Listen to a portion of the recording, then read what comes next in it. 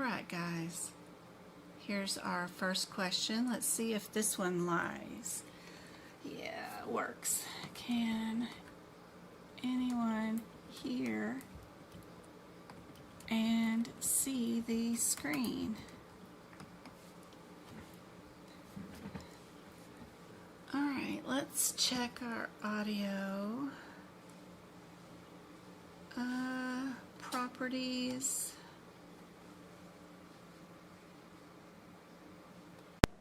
And that's the right for audio. That's the right audio, and it says it's working. Yay, Joanne says she can hear me. Yay. Okay. Today's the 25th. What are you... I might have the wrong date in the logo, but yeah.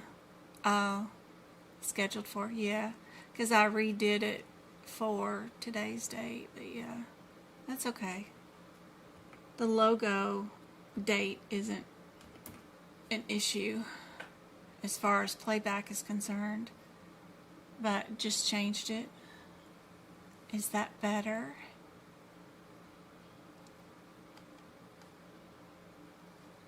Can you guys hear me? Make sure your device is not Bluetooth to your kids' AirPods or whatever. Yep. We got D. Let's start our event. There we go. Make sure YouTube is back to looking correct. Wrong way. We gotta go this way. There we go. And we still got this mess that's all up in the way. There we go. I wish I could get rid of that. I don't know how to get rid of that.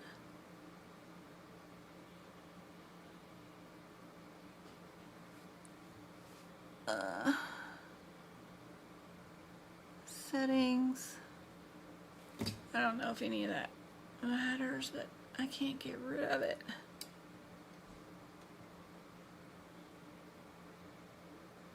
Thanks for the shares. Ooh, let me turn off the boards. Can I turn it off?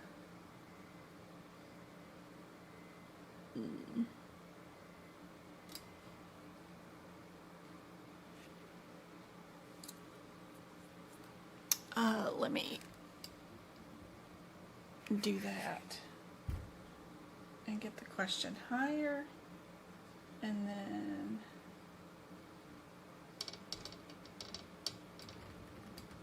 that was wrong.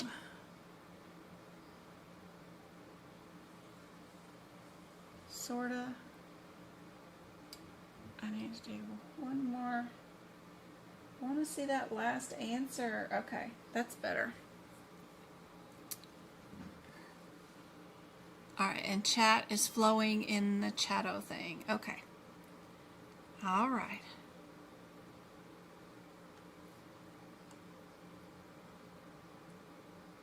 Thanks, Go-Kart. Thanks, Twinkle. Couldn't do this without you.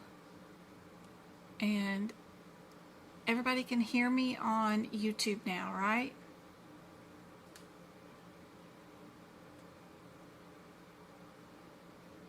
Okay, thanks, Tracy. All right.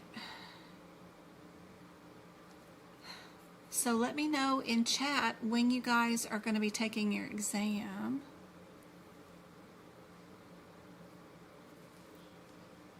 She's only being tested. Oh, she's not actually got a positive. Well, let's see. Patient had unprotected intercourse prior month and then found out the individual has HIV, so she has exposure. which answer is correct for only being tested for HIV with exposure. What does your guideline say you should pick? You're doing CIC in November. Annie, you are braver than me. I took one look at those practice exam questions in Blackboard and did them a couple of times, but Lord, have mercy.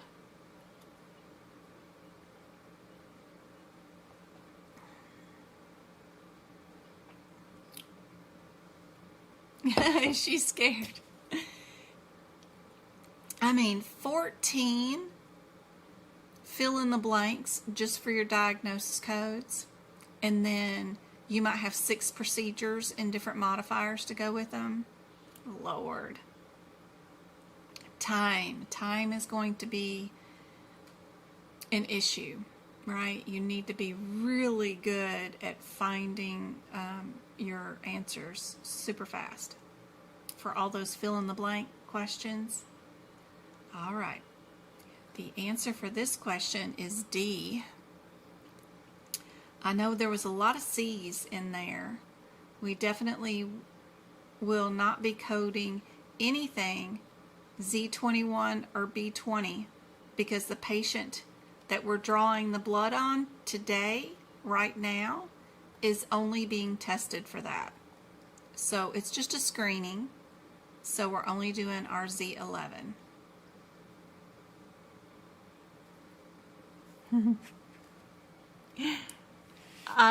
I've got you through 5 certifications. I love you, Annie. That is so fantastic. Girl, that's awesome. I should do a video or a live on CIC. When's your exam?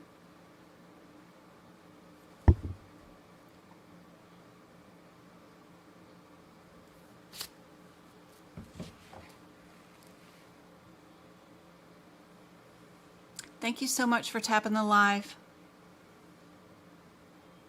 on TikTok.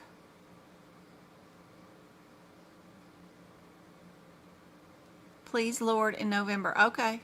Monday it is. Monday's live will be on some CIC, which will be fun because, you know, there's nothing better than learning how to use your books and not have the available answers in front of you. How would you do a question if it was just fill in the blanks? That's something good for everybody to learn no matter what, right?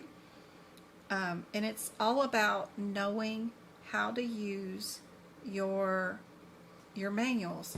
Boy, that looks just terrible on TikTok. I am streaming this direct on YouTube, so if anybody wants to go over there and see a much better view that is not streaming through a cell phone to a computer screen,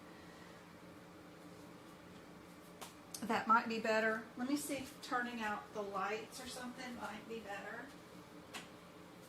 to help with that background bubbly glare. No, that didn't help. I thought it might. It helps if I back this thing up, but I can't back it up. The crane is being unreasonable. It's going to fall off if I do that. Okay, let's secure this sucker back down. Okay.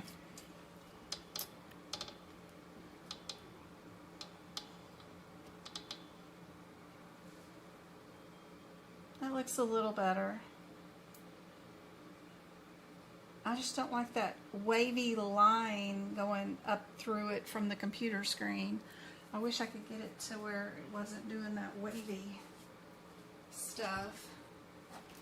I wonder if tilting it will make any difference. Just curious. Or does that make it worse? That makes it turn into a star.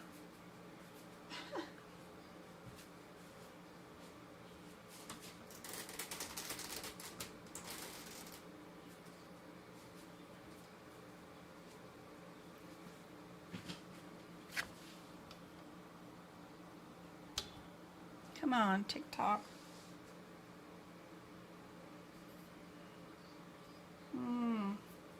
Anyway, we'll do that Monday. I can't go live on Friday.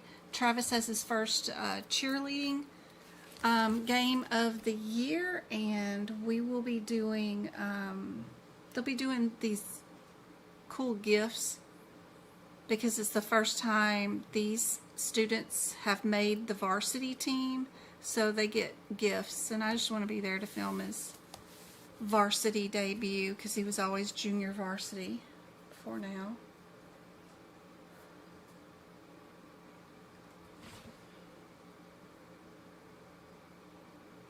You're welcome. I'll mark it down. Awesome, awesome. Thanks, Bloom. All right. Are you seriously taking a quiz with TikTok helping? No, TikTok isn't helping. I'm helping as a AAPC CPC approved instructor and licensed instructor. I'm giving medical coding certification exam advice, and I'm practicing with you guys live with exam practice questions to see if I can help you guys out. If you ever wanted to be a medical coder, you only need to pass one exam. It's 100 questions. It's multiple choice, and you get to take your manuals with you, these ICD-10 book, and you can add notes inside your manuals like I do, or you can do it completely blank with a blank book that's not written in at all. And I am just here to help you guys from the exam point of view learn what notes are super handy dandy to write in your books, like, you know, infuse a port, or how to do a hypoglycemic coma due to a malignant neoplasm. What kind of notes would you write? What kind of notes would you write for all of your chemotherapy? Anemia. There's 4 different ways to code anemia for cancer patients, and then there's different ways to handle cancer patients who are dehydrated, the ones that have pathological fractures, what guidelines to write at the top of your chapter so that you've got them for the day of exam. I'm just here to help out and practice exam questions with you guys from your certification exam point of view. But TikTok is just a teaching tool. It's a way to reach students where they are in their social media platforms so that I can help out more people. I've been teaching on TikTok since 2019, actually. So we've got 2 answers that start off with C1 and 2 answers that start off with K6. Just knowing your chapters in your ICD-10 book, it's super handy dandy. So they're already color coded, right? So our C's are the greens, right? And C is our cancers. It's really handy to just remember that. C goes for cancer. So anything that starts with COO is a neoplasm, right? And then if we go to our chapter that is K,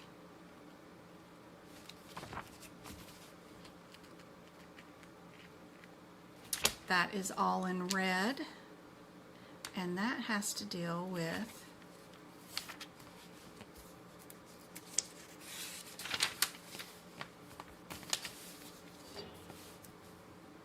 the diseases of the digestive system. So just knowing what chapter those codes are in your book is super handy dandy, can help you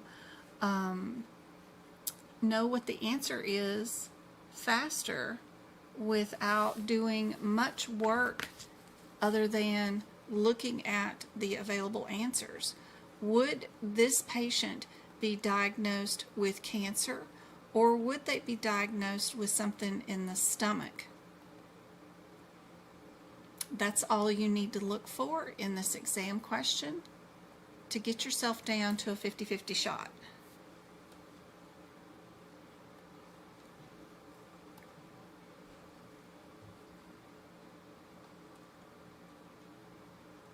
I'm checking up on chat to see what I missed.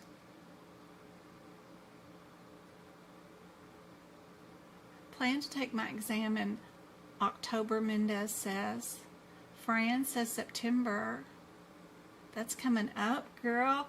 Monday is September 1st, isn't it? It's ready to go. Everybody's ready to go to Hogwarts. Thanks, Jackie. Hey, Tasha, good to see you.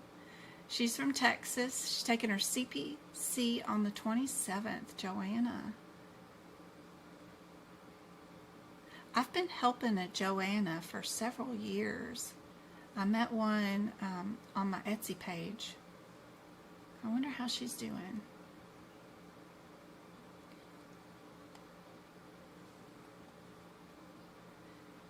Davis, October. Anna, haven't set a date yet. She's still overwhelmed. Yeah.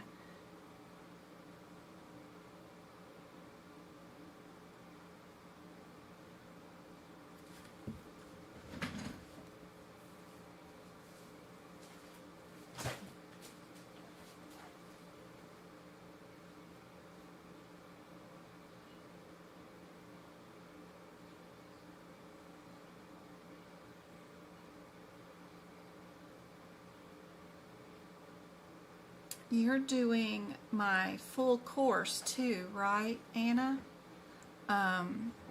You're starting tomorrow, right? And I gave you this long PDF that says go get done everything in your chapters from 1 through 4, right? All these steps. Even just chapter 2 had 100 exam questions on it inside the whole chapter, right? So I'm sure it is overwhelming.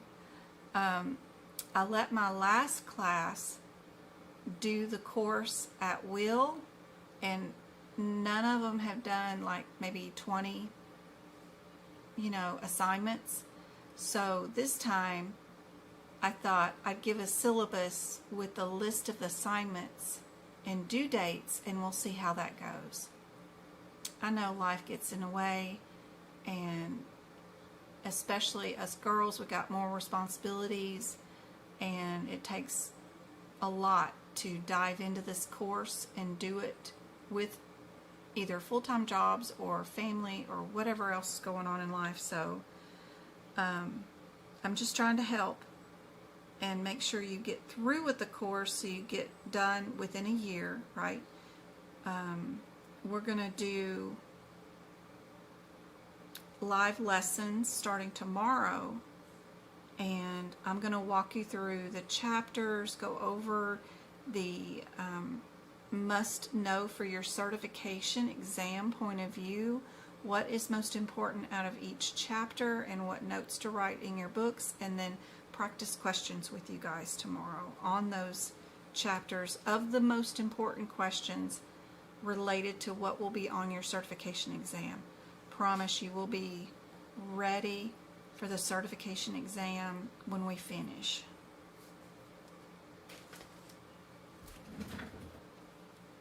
You're taking your COC next month, Stacy. Awesome. If vaccines are what? Okay, Miss.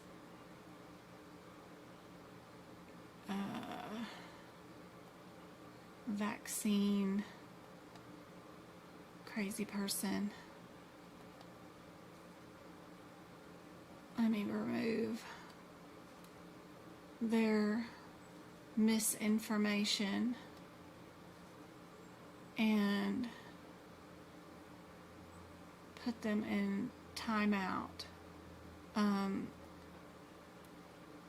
Unless you are a physician who is treating and seeing patients, I don't need your medical decision making in my chat room, please. Thank you.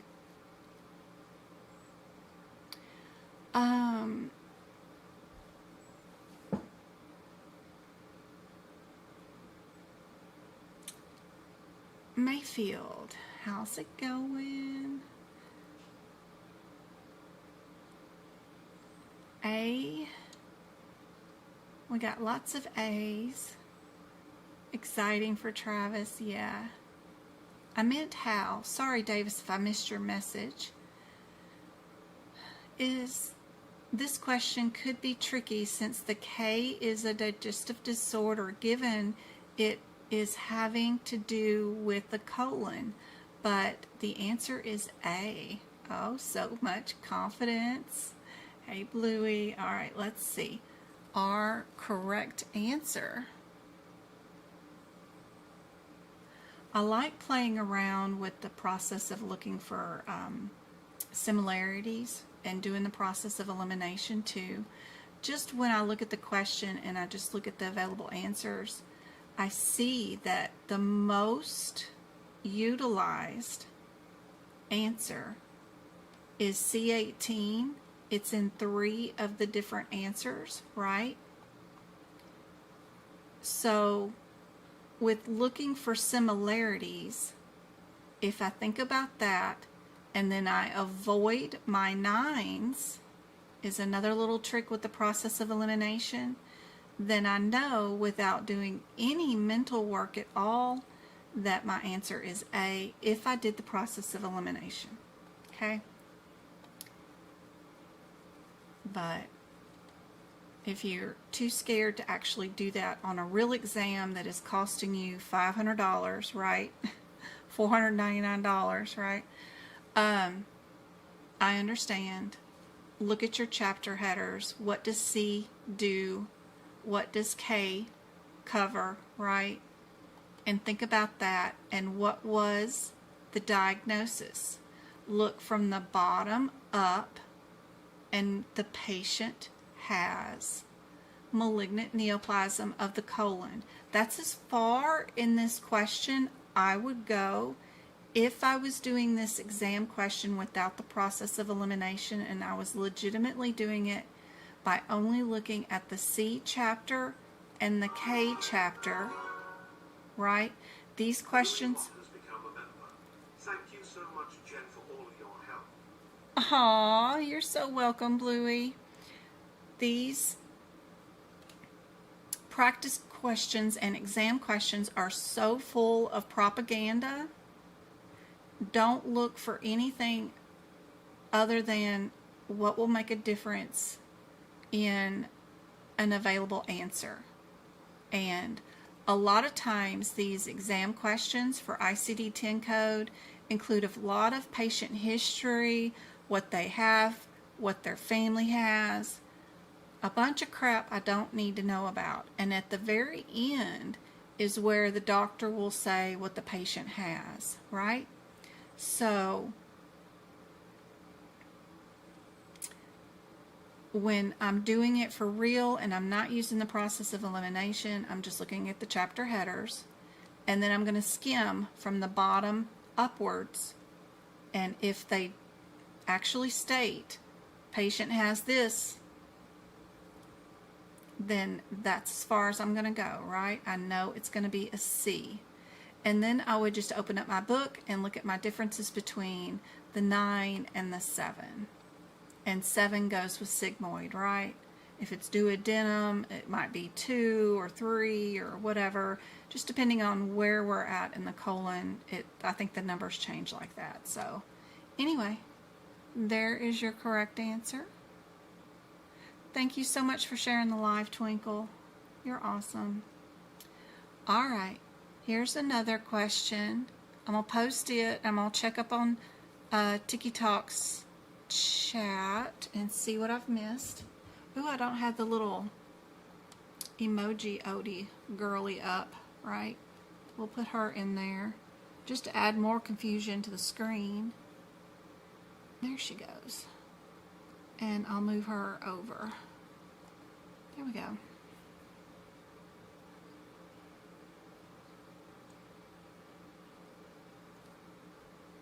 You enrolled into an AAPC course. Awesome, Shell. I have several of them that just added me as a bonus teacher to their course existing. I got 3 of them starting this week with me. If you ever wanted to just add me for tutoring hours or whatever, it comes with, you know, unlimited Zooms, whatever you want with me, my notes, my workshops and boot camps for as long as you have your AAPC course, and you can attend or watch the replays of my live lessons with students if you ever wanted to add me on. Working in insurance makes these questions easy, and I can't wait to take my medical coding course. Awesome. You know, if you're finding these questions too easy, then why not just take the exam? Why take a course? Just do like I did and just take the course, the certification exam, I'm sorry, not the course. I did all of my certifications, the instructor, the CPMA, and the CPC, all without a course. You can too. My course information is all on my website at medicalcodingbyjen.com. Scoochie over to the last tab that says Jen's Notes and Courses, and you can see all the info there. If you get confused with the website and don't know what in the world, you can always email me at medicalcodingbyjen@gmail.com. My class tomorrow is 11 a.m. for my CPC students, but they're like paid students. They're in the AAPC course that they paid for, and they paid for my teaching them the course all the way through. The prices are on the website. I only charge you what AAPC charges me for you guys to be put into their system and have their course. There's very little that I charge for my tutoring services and the boot camps and workshops and my notes.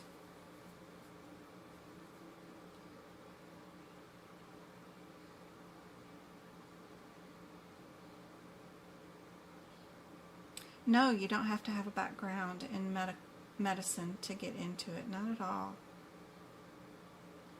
Yes, there is a way you can get practice exams, Jennifer V on TikTok. I have a ton of them on my website in the shop. If you want 100 questions on just anatomy that are AAPCs or written like that, do you want just the top 100 most difficult questions for the entire certification exam for all 18 areas? I have an exam for that, practice questions for like that. I think it's like 100 questions for $25. You get the answers and the rationales, of course, with all of it. So there's a ton of stuff on there. Plus I have an $8 membership on my website that is full of practice exam questions. It's just $8, and you get tons of questions. That's interactive on the website. You can't print those out, but when you click on an answer, it'll tell you what the answer and rationale is, and then you just move down the website page to the next question and then click on it and see if you got it right. If I missed your question, just retype it into TikTok.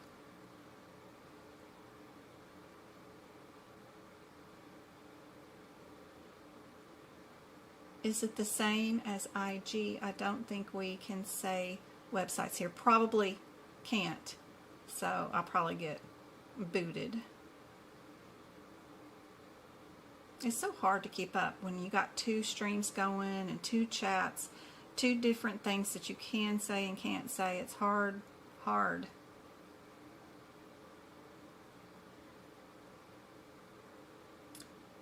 I have a hard time with paragraphs like that. I don't even know what to code, what the difference is.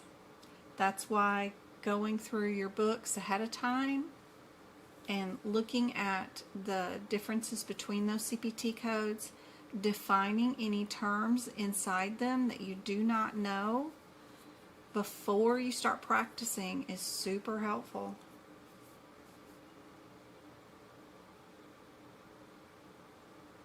You're interested in self-studying, you just came across my video. That's awesome. Hope to see you around, Maddie. Yeah, my top 3 TikToks in my TikTok video, in my, so if you go to the TikTok page right at the top, you click on my page, I have 3 pinned TikToks. Those are where do I start? 100%. And they're still valid, even though they were written a few years ago. I still stand by everything I said there. Get you a study guide. Get the practice questions. Start out with the AMA CPT book. And then do the steps I said in those videos. And then join my live lessons and do practice exam questions with me, and you'll be ready.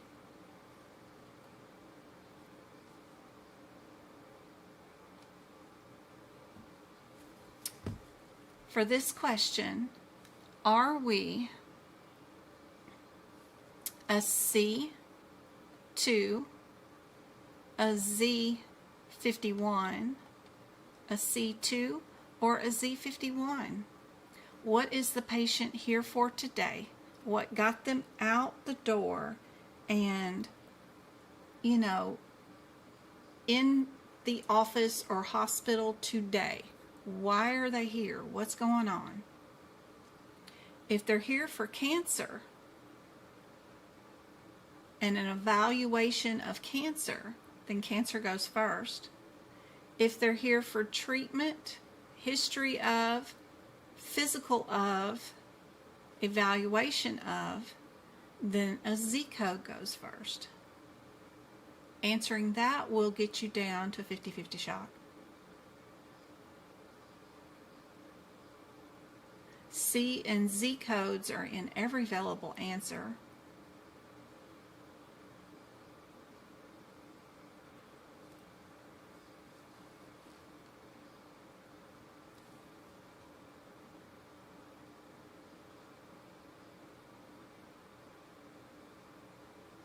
If I was doing this question with just the process of elimination, right, I would see that the Z5111 is in more available answers than any other kind of like diagnosis code, right?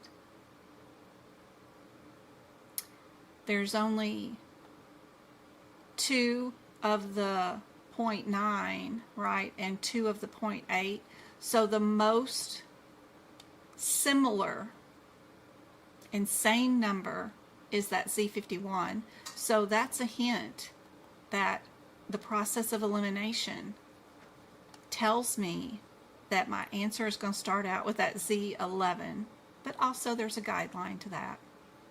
If your patient is here for treatment of cancer and they are receiving today chemotherapy, immunotherapy, or radiation, then you always, and you don't get to use the code always very often in medical coding, but you will always start off your visit with ICD-10 Z51.1. But also the process of similarities tells me that too.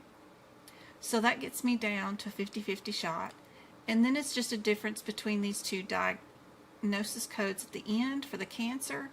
And if I play around with my little tiny rule that if I avoid my 9s, then I'm usually right, then the process of elimination tells me without opening a book that D is correct.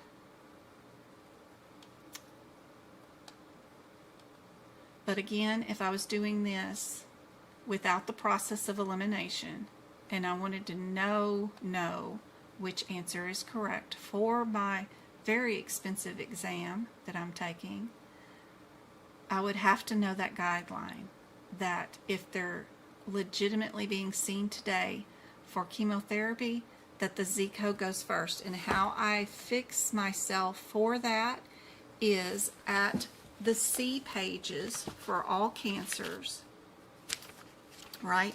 We've got the very beginning pages of our cancer pages.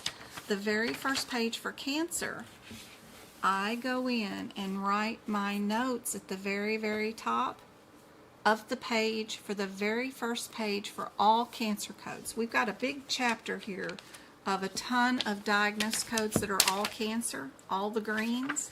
There's a lot of them. And I can't write this guideline on every single page, or I'd be here a year making notes, right? So I have to pick one page in this book, in this section for cancers, to write all my guidelines, because I don't want to go to the front of my book and look up all the guidelines, every single guideline question I run into. I like running to the available codes, right, in the tabular list. So what have I got right here at the very, very top of my ICD-10 book on my one page, where I've decided to write all my guidelines all in one and all my cancer examples all in one? Reason for visit, chemo, immunotherapy, or radiation equals Z51 first, and then number 2, the reason for the chemo and radiation. So I know I'm going to have 2 diagnosis codes, and that Z always goes first. That's my number 1 top guideline. And I have tons of guidelines here and examples, but this is my one page that I go to on exam day that has the rules written out, so I don't have to memorize anything. This ain't grade school, like I don't have to memorize the Pledge of Allegiance or whatever all over again. You know, I can write my rules and move them from the guidelines in the front to here so that I can have them on exam day. So that's what I do. If you guys want to just copy my notes, you can do that. They are in my shop, or you can just watch my lives and screenshot and copy them as you go during my lives. But I also have the YouTube membership that has book prep included, where you can watch me do book prep in all the different sections. It doesn't matter what year I did that book prep in. These codes don't change. It takes a committee to enact them and put them into place. So don't be freaking out that it's a different year. Just because new books come out every year doesn't mean there's any changes to those sections or codes. So don't freak. But for several reasons, we all know that D is our answer to this question, right? And the YouTube membership's only $5, so that's really handy dandy. Alright. What do you guys think about this one for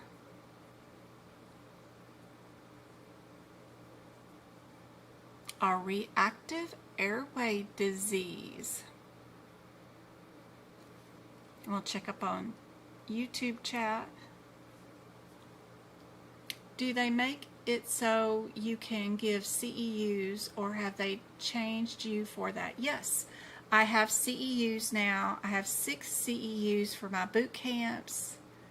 I need to log on and see. I think I did sign up for this workshop that I'm having on Sunday to come with a CEU. Let me look and see if it was approved while I'm thinking about it.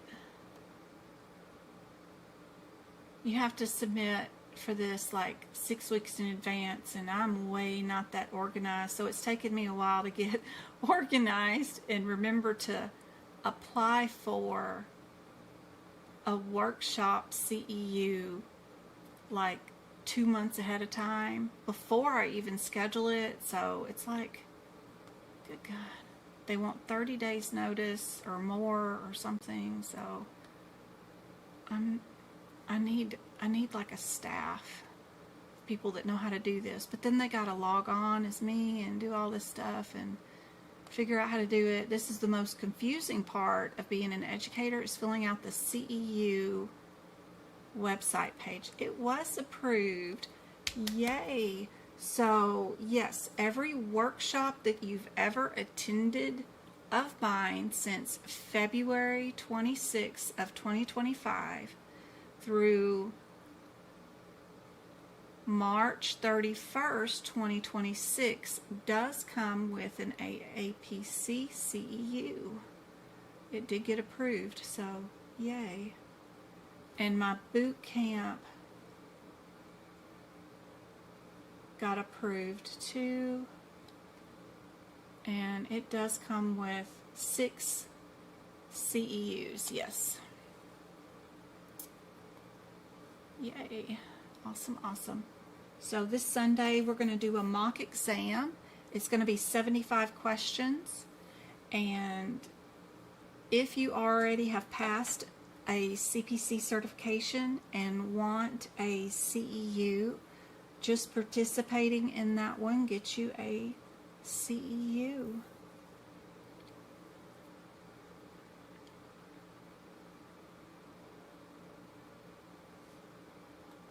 We have 35 people on YouTube, 18 likes. Thank you so much, guys. Oh gosh, the view on YouTube is stellar, right? That's much better than looking through that TikTok screen. All right. Let's get moving with these questions. Let's get going. Are we a J45 or are we a symptom, right? What does the process of elimination get us? Do we have any suggestions? What do you guys think would be the answer, right? Would our answer be more likely 1 or 2 diagnosis codes? That's not always like a thing like in CPT. Most of the time your answer is just 1 code versus 2. In diagnosis, you want to make sure you're coded out to the most specificity. So you might need 2 diagnosis codes, or you might need 6 numbers instead of 5 or whatever, but it's still something that I think about. Would we add an R code to a diagnosis code, because R codes are our symptom codes? Is that something we can do? You know, AAPC can't test you on whether something's going to get paid or not, whether it is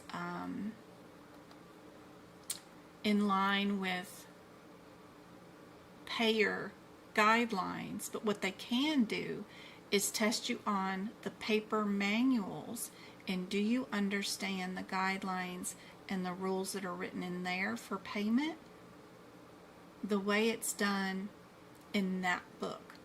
What is our guideline for symptoms, R codes?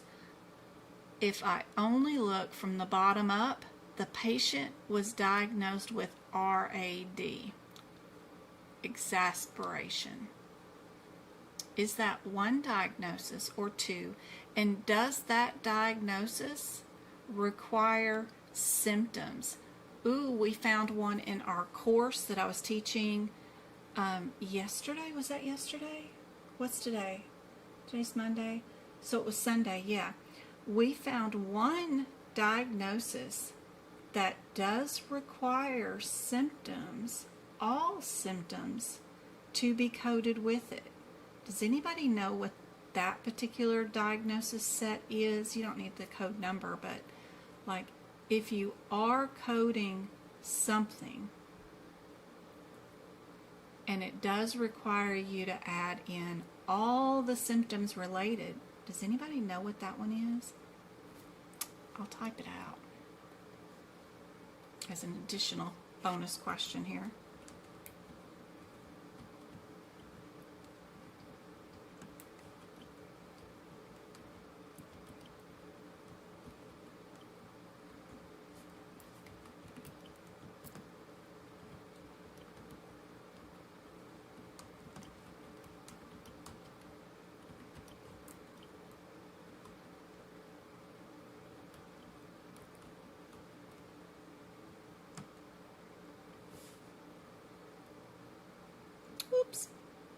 What was that? That was supposed to be that. So this one requires 2 answers. What do you guys think is the answer? Thanks for sharing the live, Classy. Good to see you guys.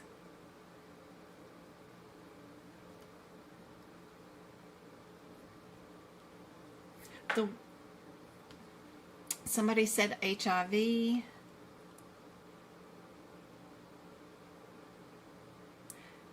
If somebody is already enrolled in an AAPC course and they want to add me as a bonus instructor, there is a way. Just have them email me at medicalcodingbyjen@gmail.com and I'll send them the info. You just have to pay for my tutoring services, and I can add you into all my Zoom emails for the course. You'll get access to the notes and all the upcoming workshops and boot camps.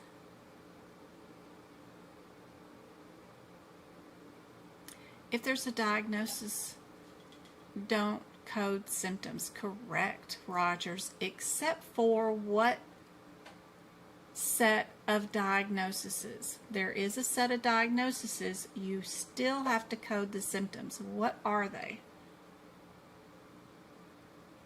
Yes, you can rewind, pause the video, fast forward through the live and get rid of all the extra talk that I do.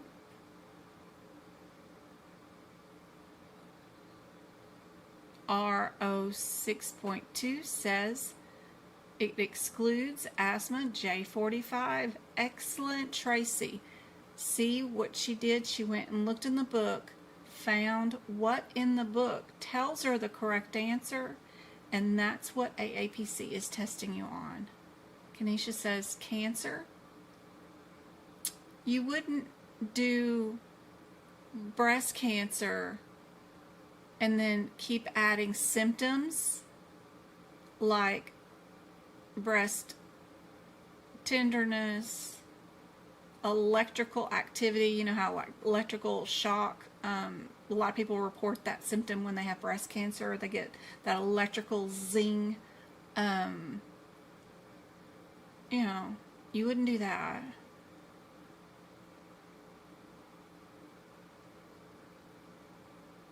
Yes, you can do the complete program with me. I sell the complete course from AAPC.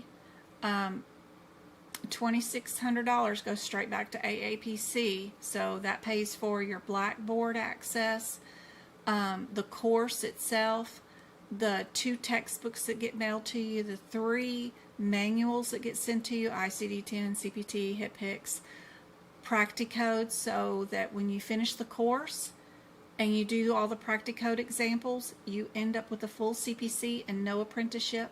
Plus you end up with all my notes, all my teachings, me, unlimited for a year, all that stuff. So there's an added expense for me, but just know that the price is already set in stone. Every single student, I have to send that money over to AAPC. So there's nothing I can do with a lot of the price, but the price for me and the time is literally down to just $500 because I end up having to pay $300 for taxes to the IRS out of the price of the course. I have to pay for shipping of each of your books and tax on top of it, because AAPC charges me tax on top of yours every order. And then, so yeah, anyway, the price is what it is, but it is on my website. You can go check out all the options.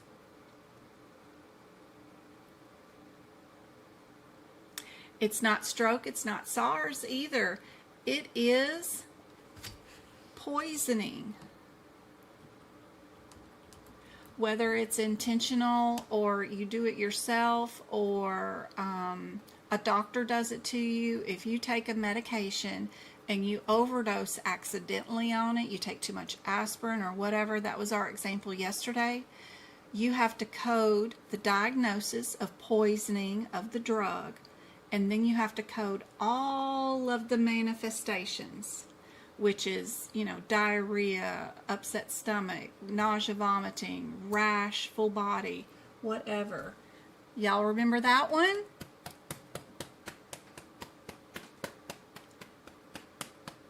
So, good job. This one, of course, is just B. We're only going to do the J45 all by itself.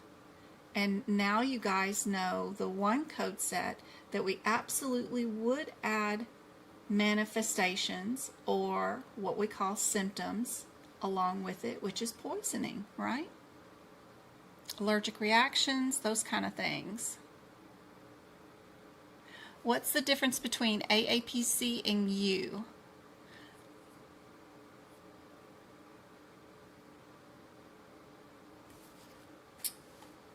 So I bought the franchise from AAPC, so it's their course. Let me see here. How do I do this? This one, can I change that to, yeah, and turn that on? What does that do?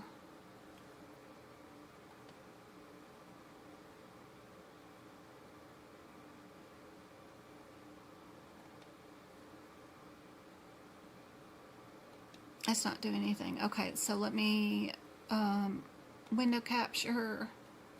Yep, we'll make a new one and we'll do that page. Okay, so if you're on AAPC's website and you go to certifications and you go to all certifications and you go to CPC and you go to prepare for the course, right?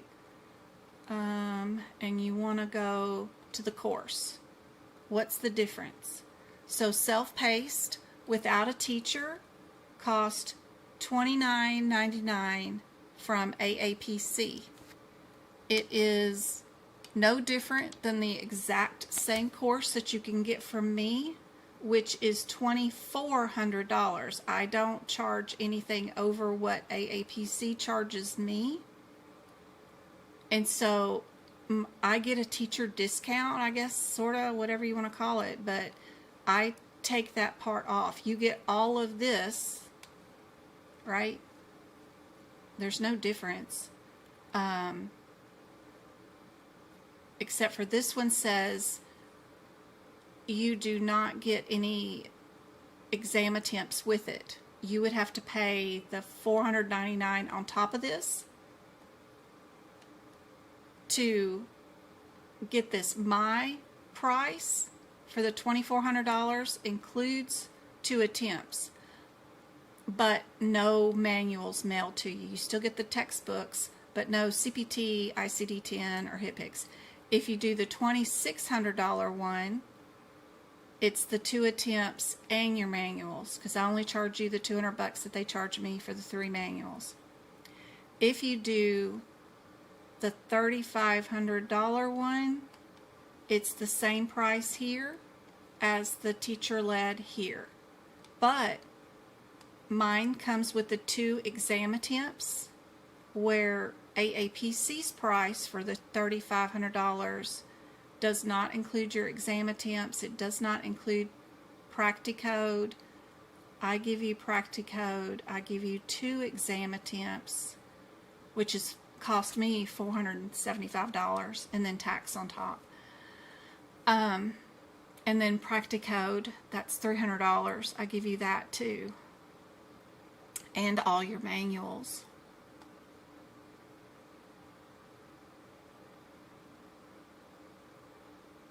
So it's the same course.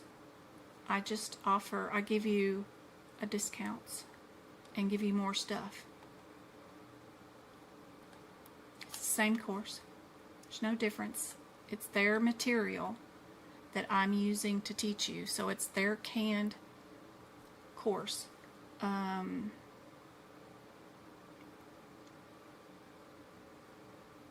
don't have the syllabus up right now, but that's okay. We'll just go back to practice questions. Let's go back to that.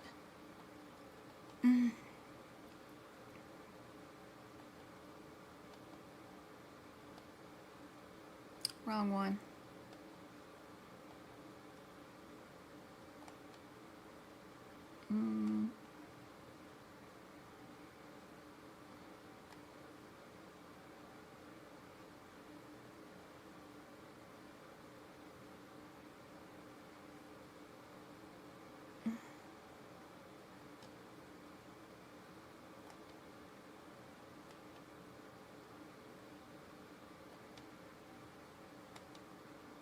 Oh, wrong one.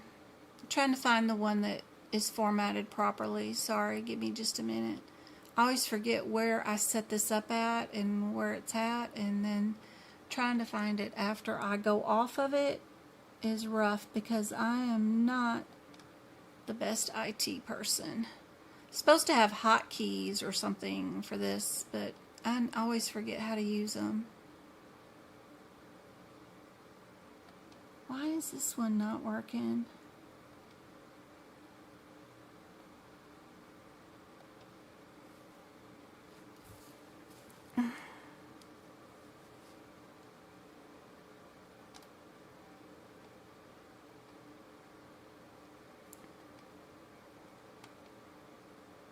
That's not it either. Okay, I want this one to delete. Because then I go through them and try to... And then I forget which one I just deleted. Or just looked at. Okay, this one. Is this an it?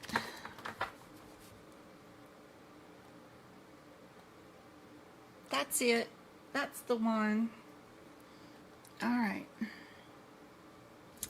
Let me get back to our next practice question.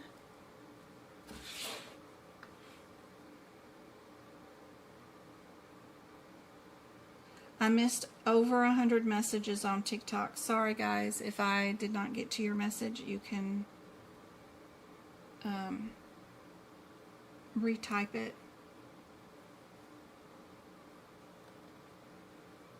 Currently enrolled in AAPC self-study course. How do I request to add you as my instructor? Email me at medicalcodingbyjen@gmail.com and I'll send you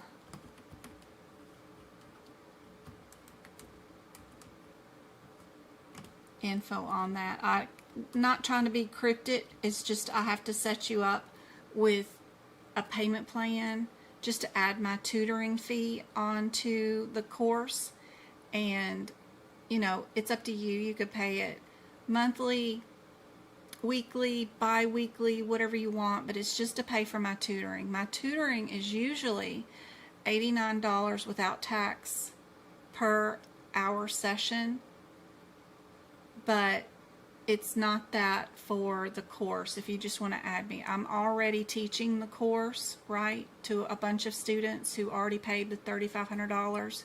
And if you just want to add on, then the difference between my self-study course and the full teacher-led course, that price difference is all I charge.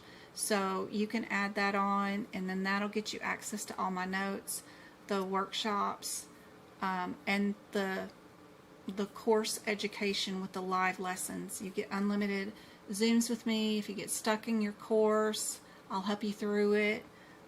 We'll do weekly classes going over all the practical applications, the end of chapter exams, the in the book textbook exam questions. I'll also show you what's most important from the certification exam point of view, what info out of all this course crap that you need to concentrate on that's going to help you the most for the certification exam.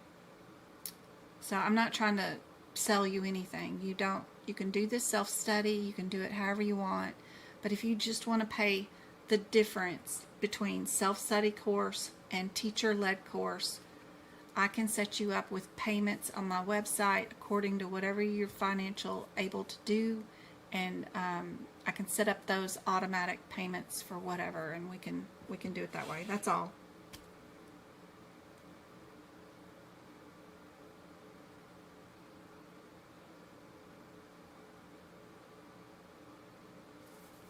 I'm always starting those every quarter, so no worries.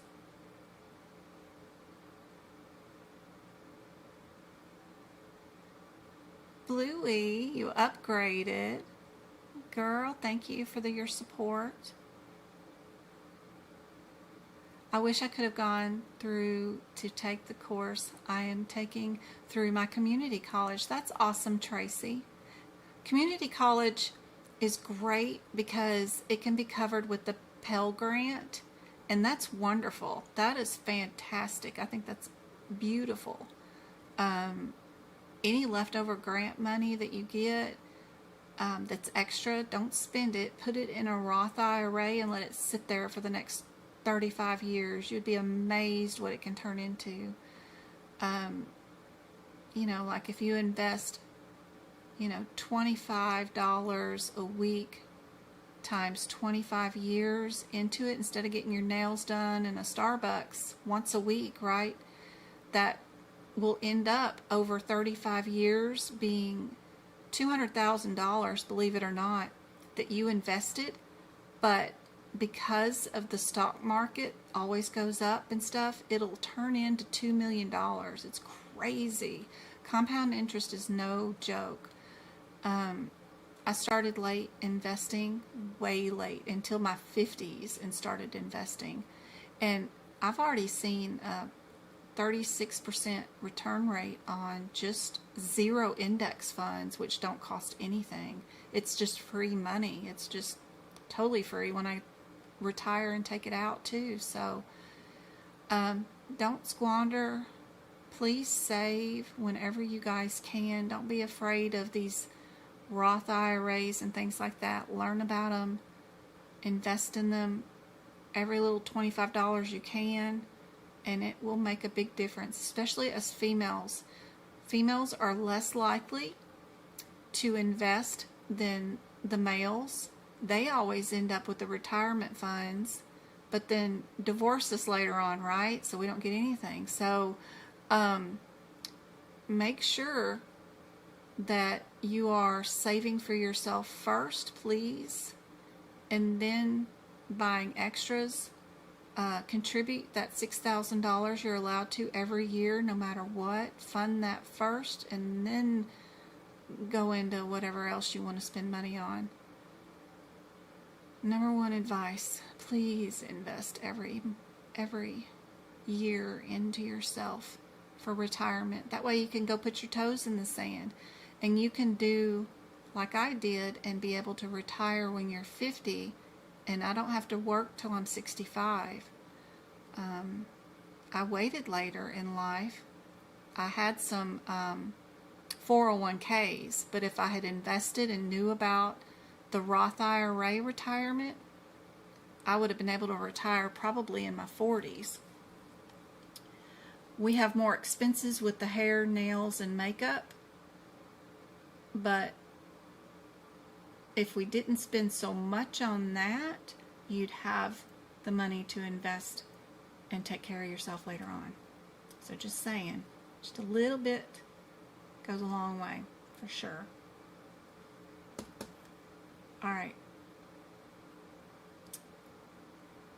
And having a Pell Grant for community college is a wonderful way to save some money and squirrel it for later. It's a great way. Free money is free money, and that is wonderful. You may be paying for your community course hours, which is perfectly fine too, and it is cheaper than, of course, a paid CAN course from like a profit company like AAPC. Ahima is a non-profit. AAPC is for profit, so I'm not sure if their courses are cheaper, but Community college is great. That's what I did. I did community college. All right, are we doing EO5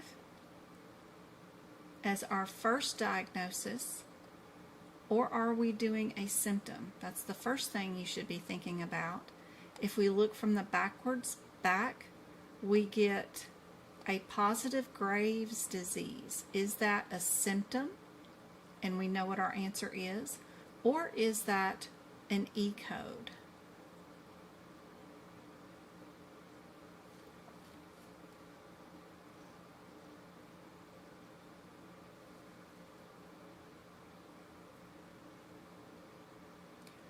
Do we know anything about the Graves' disease, like a specificity or not?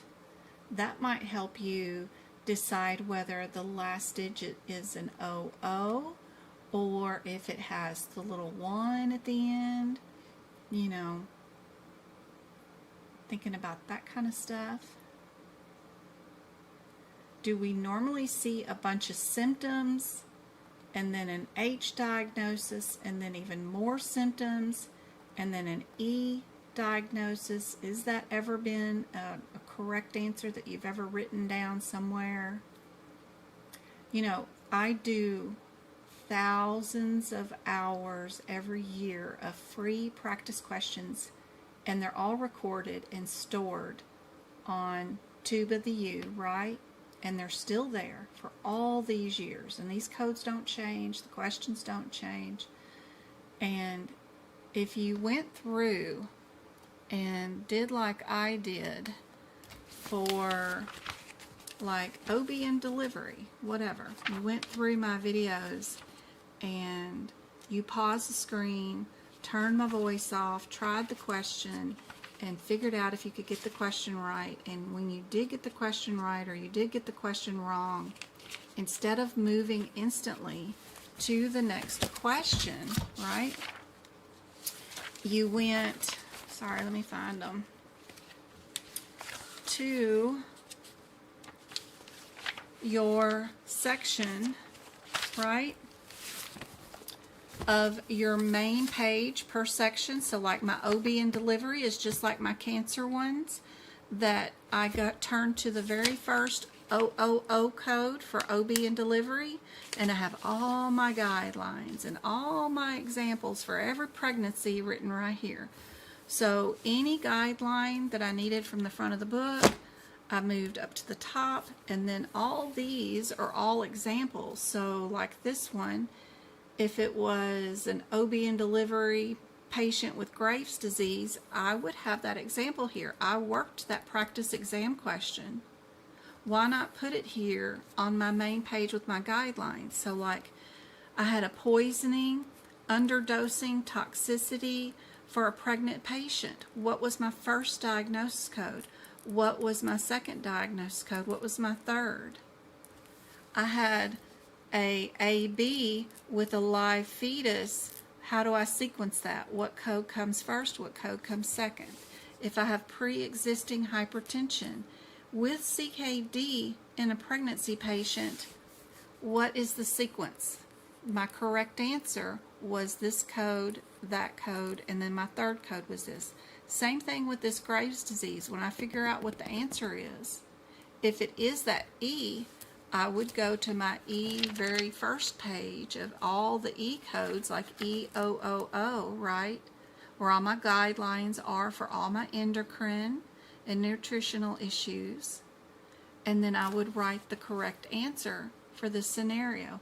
If I have a patient who has bulging eyes and weight loss and a fast heartbeat, diagnosed with a positive lab test for Graves' disease, what's my answer?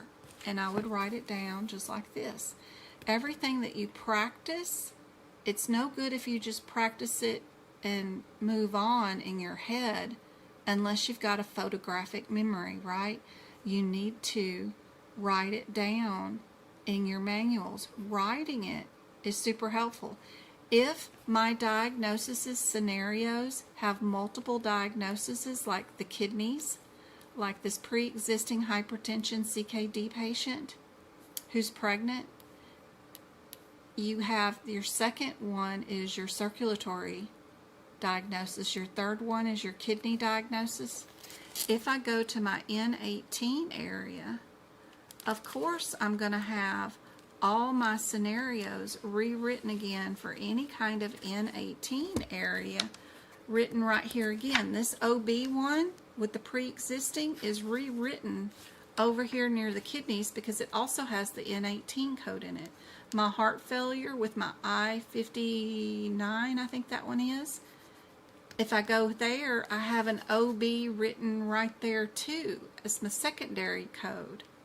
I've written this one question down in 3 different areas because it came with 3 different diagnosis codes in sequence in 3 different areas of my ICD-10 book. That really helps with memorization and helps during your certification exam, because if you run to the kidney codes and you forget, oh yeah, it's OB, I've still got my answer at the kidney codes, right?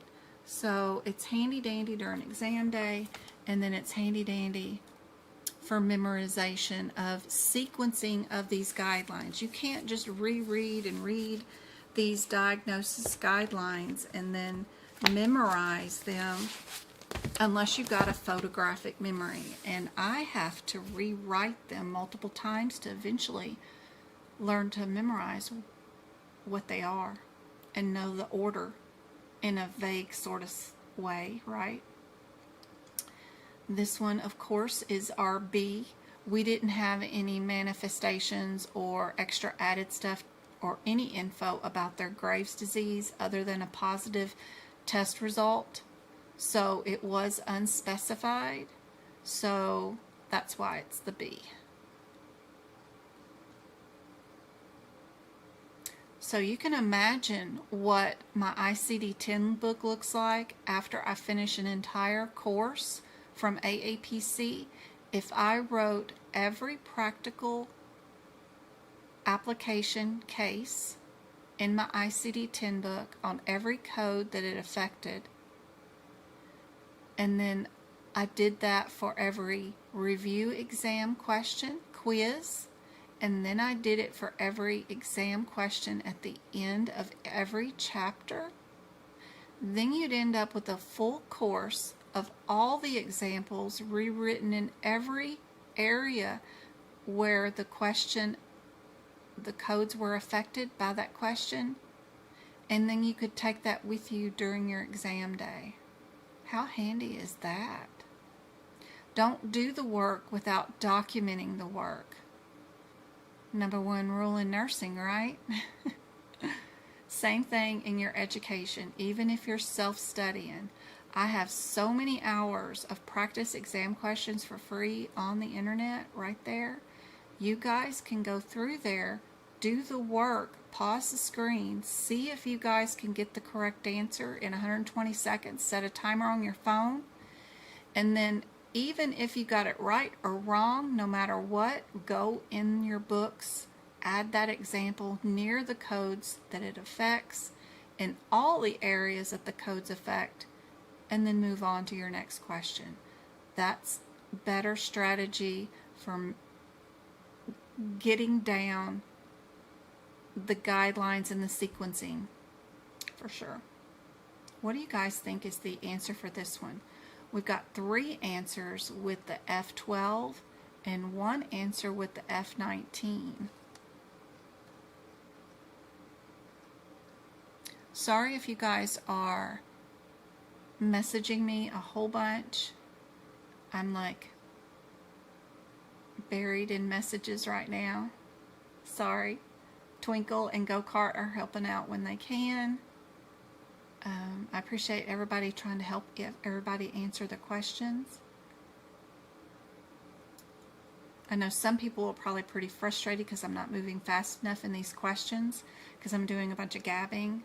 I know I get a lot of comments and hate mail about it, that I need to move faster. So I'm trying to move a little faster here, and it's hard to do because if I notice a question, I'm going to go into an elaborate conversation about it.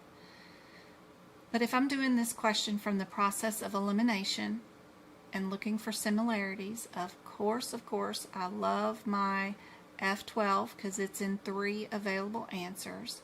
And then would I be 6 digits or 5 digits? If you're looking for similarities, I have 2 answers that are 6 digits long. That's more of a similarity than the one answer with only 5 digits in our similar available answers of the ones that start off with the F12. So I would pick A and D as my available most loved, top 2 answers.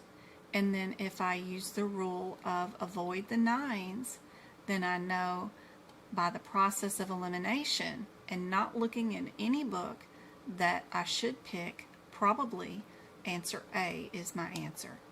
Now, process of elimination is not always 100% correct, but boy is it passing.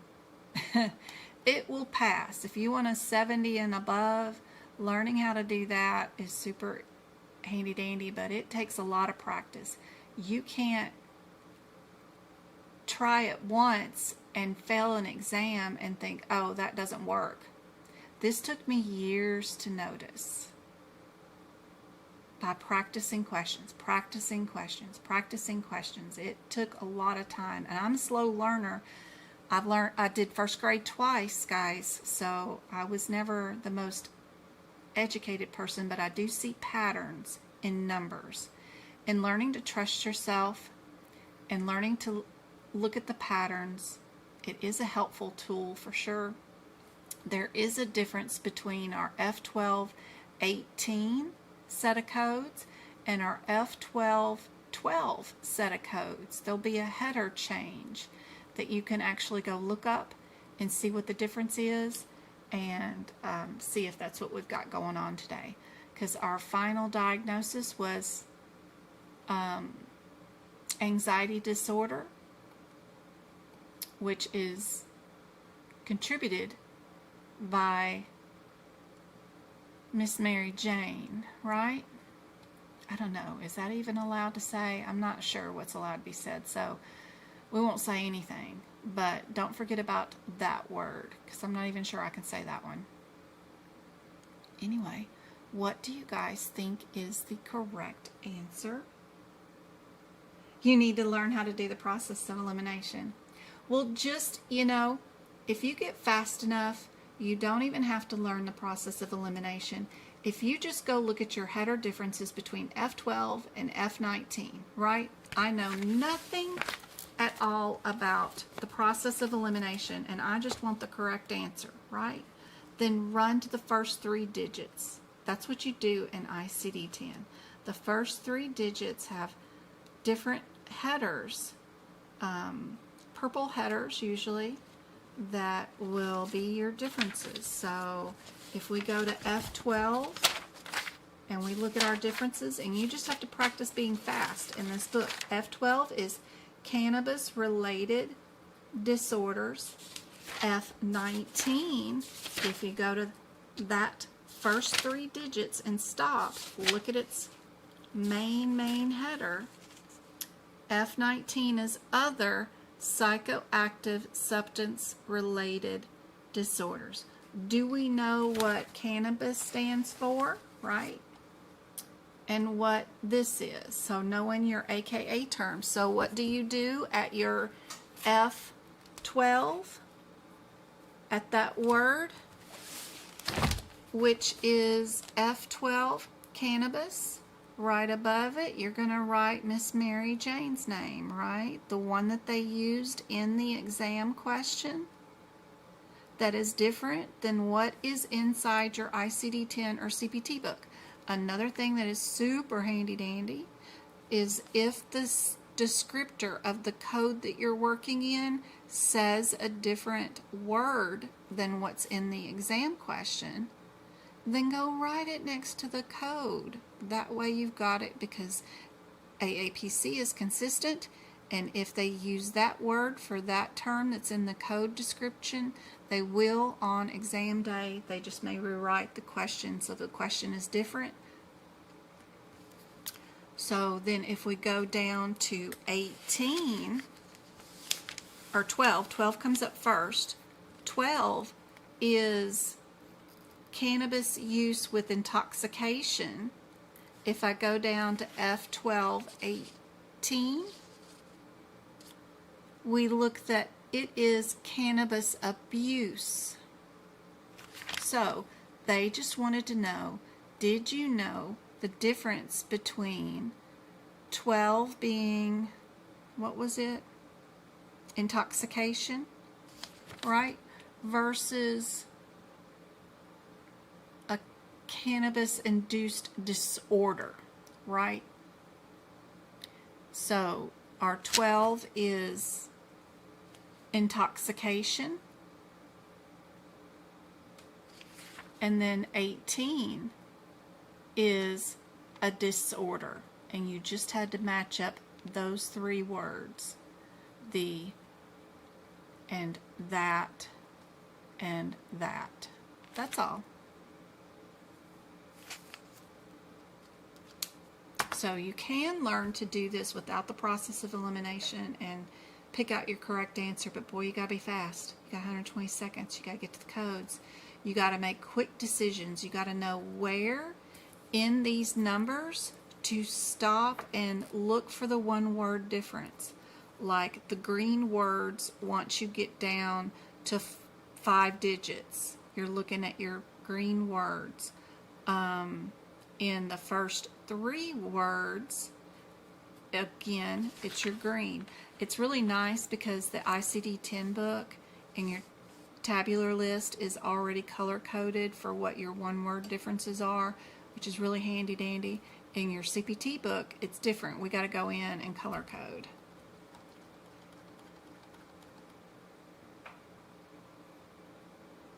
So we don't go to school and we learn this. We can learn self-taught with your help. Absolutely, Ruthie.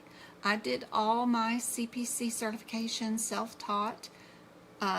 Victoria, I mean, lots of us, lots of us are self-taught.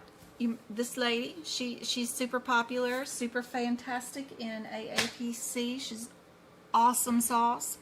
She's self-taught. A lot of us are. So, it's just, if you are self-motivated and can find a way to take material and find a way to learn it yourself, then you can do it self-study. I'm a Gen Xer. My parents worked 15 hours a day. I was a latchkey kid since first grade. I went to school, got up on my own. My parents were already gone to work, and then I came home from school off the bus by myself. I've been that way ever since, and then I had my first job when I was 12, working on sailboats. So, it was lonely being the only kid, but if you are a person that can figure out a way, then absolutely. You just have to be self-motivated. If you need guidance and you need instruction, that's when you go for the course. But if I can do it, and I failed first grade twice, I did first grade twice. I didn't fail it twice, but I did, anybody can do anything. I failed algebra in high school. Then they put me in pre-algebra. I failed that in high school. Awful student. Book education, learning, and that kind of structure wasn't for me. I'm more of a hands-on person. I have to do it to know it. And, if you give me the questions, I'll figure out a way to find out how the answer is what it is in my own way. I'll figure it out. Because I can't take the book learning and turn that into knowledge. It just doesn't work for me. but my brain is wired wrong, or different, or whatever you want to call it. Are we an I-25, stop at the first 3 digits, see what your header is, or are we an I-77 or an I-67? That knowledge should get you down probably to a 50-50 shot, right? The 2 I-25s, more likely the answer. Do we need to add a Z status code with it, or can we be our I-25 by itself? Or if you're scared to think about whether one code goes with another one, you're not really good on guidelines, then just look at your differences between the I-25-7 and your I-25-10.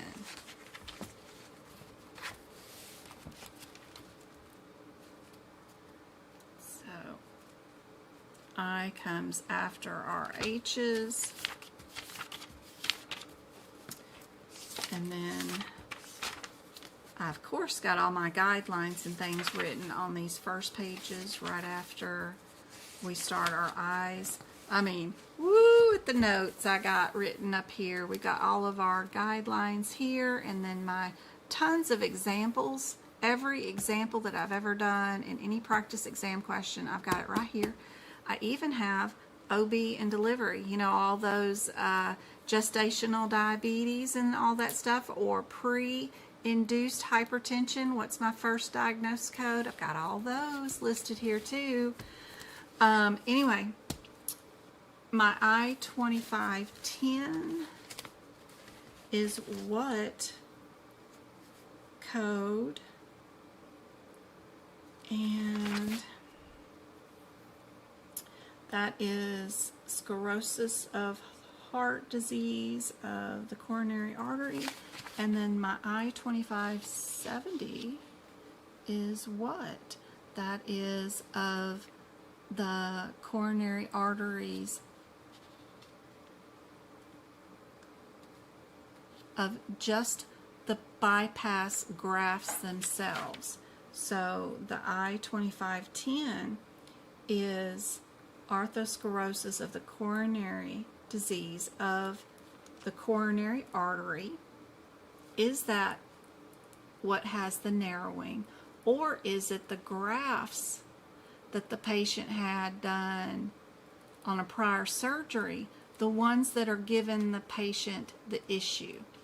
They want to know if you know the differences between the 70 and the 10, because the arthrosclerosis is different. It's either in the original artery that the patient was born with, or the issue is inside the grafts that the patient had put in.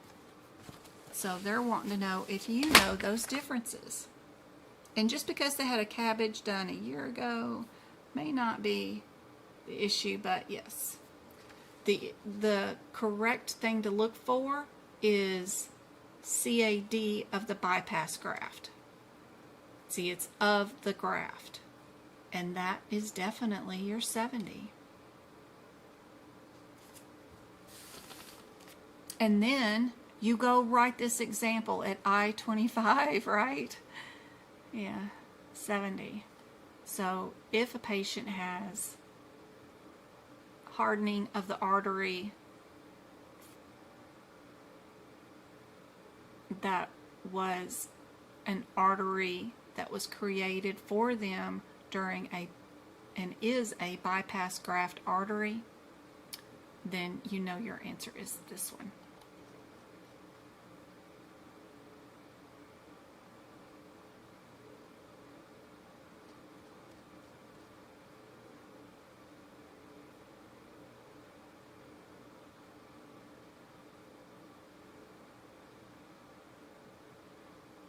So what do you guys think the answer is with the process of elimination? Without opening a book, just look at the available answers. Don't look at anything from the question. If you're already reading about somebody being 54 years old, then you're doing the question wrong. please do not read these questions. You don't need to know who they are, none of their history. You need to go straight to the available answers first. You need to look at similarities. 3 of your answers all have the ENCODE in it. What is ENCODE? ENCODE is usually renal disease, right? Kidney issues, CKD. SKIM, from the bottom up, does the patient have renal disease? Yes, you can see that right here. So you know your question has to have an ENCODE with it, right? You can eliminate C right away. Now you're down to a 75% chance getting it right, right? Instead of 100% wrong, you got 75% down, okay? If we use our avoid the nines thing, we know that end-stage renal disease means they're on dialysis. That's a 0.6, right? So it's just a difference between I-10 and I-12. What are your header differences between those two code sets?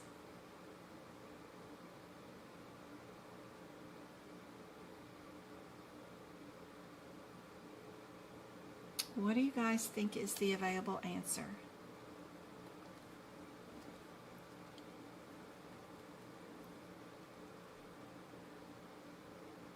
Not wired, just different like me. That's right, go-kart. Huh. Hey, Tennessee.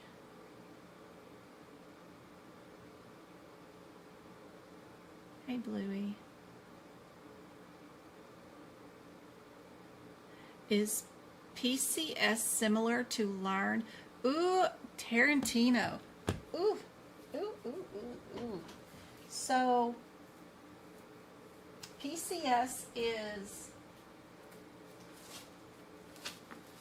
ICD-10 codes for procedures. Can you guys even fathom that mess? It's ICD-10 codes for procedures like CPT codes or whatever, right? So what you do, you have I don't know all the verbiage off the top of my head yet. I'm learning. But you have this index in the front. It's an alphabetical index, and it gives you the first 3 digits to your ICD-10 code for a procedure. And with those 3 digits, after you look it up in the alphabetical index, that tells you which table you're going to go to in the back. The rest of all of this and all these colors are different tables. So if we did a procedure on a peripheral nervous system, our table would be 012.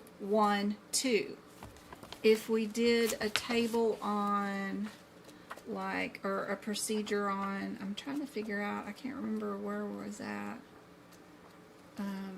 Maybe it'll show up.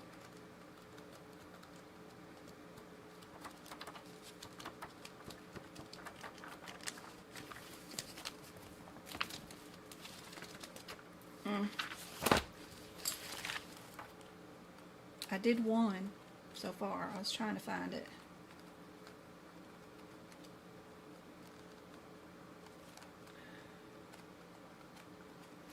Of course I can't find it when I want to look for it. Why not? I know I wrote on the pages. It ought to light up because I wrote nasty handwriting all across the top. But of course none of it'll show up. But anyway, the first 3 digits will tell you the table you go to.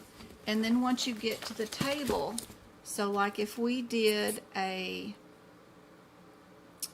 general surgery,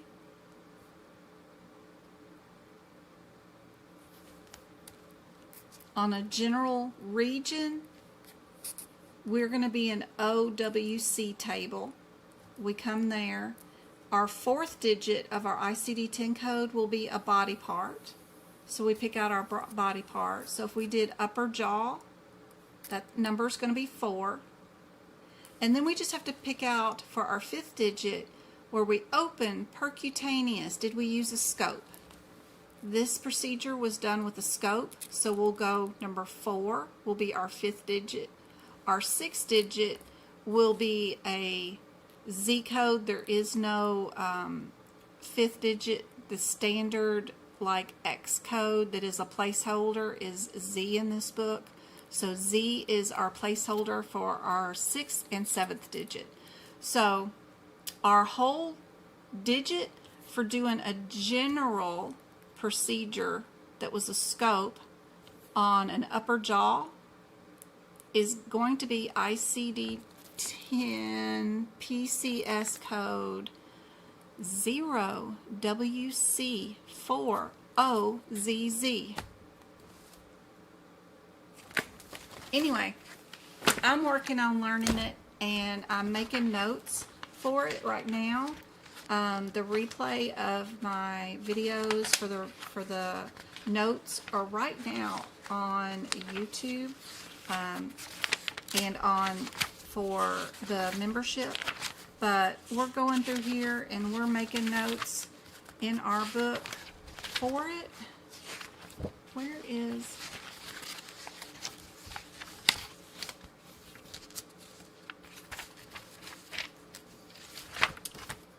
Oh, this is the wrong book. That's why. This is 2021. That's why I have so many freaking books. That was the last time I looked for a PCS code. Now I've got the 2026 book, so that's why I couldn't find the example earlier. I'm like, what in the world? But yeah, now I've got notes. And then what I'm doing is going across, and once I find a particular example and I find its table, we'll write notes on the index part that will get us to the correct table, so that it all flows together, so that it works as far as notes go. But I already started on the notes, what we need, and then how to look up stuff, and that's been fun, learning it all and learning the steps. But there's 7 code numbers that we got to go into to figure out what your ICD-10 code for a procedure is, and only inpatient coders need to know how to do this, hospital coders. So don't worry about it if you're hospital coding. But that was the last time I ever bought a PCS book. And yeah, I didn't do anything with it. This book's completely blank, that's why. But I'm making you guys notes for CCS now for this year.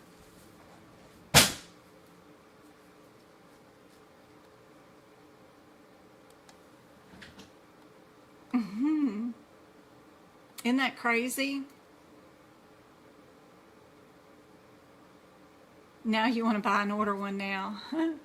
Bye, Bluey. See you later. That's a great idea about moving the guidelines.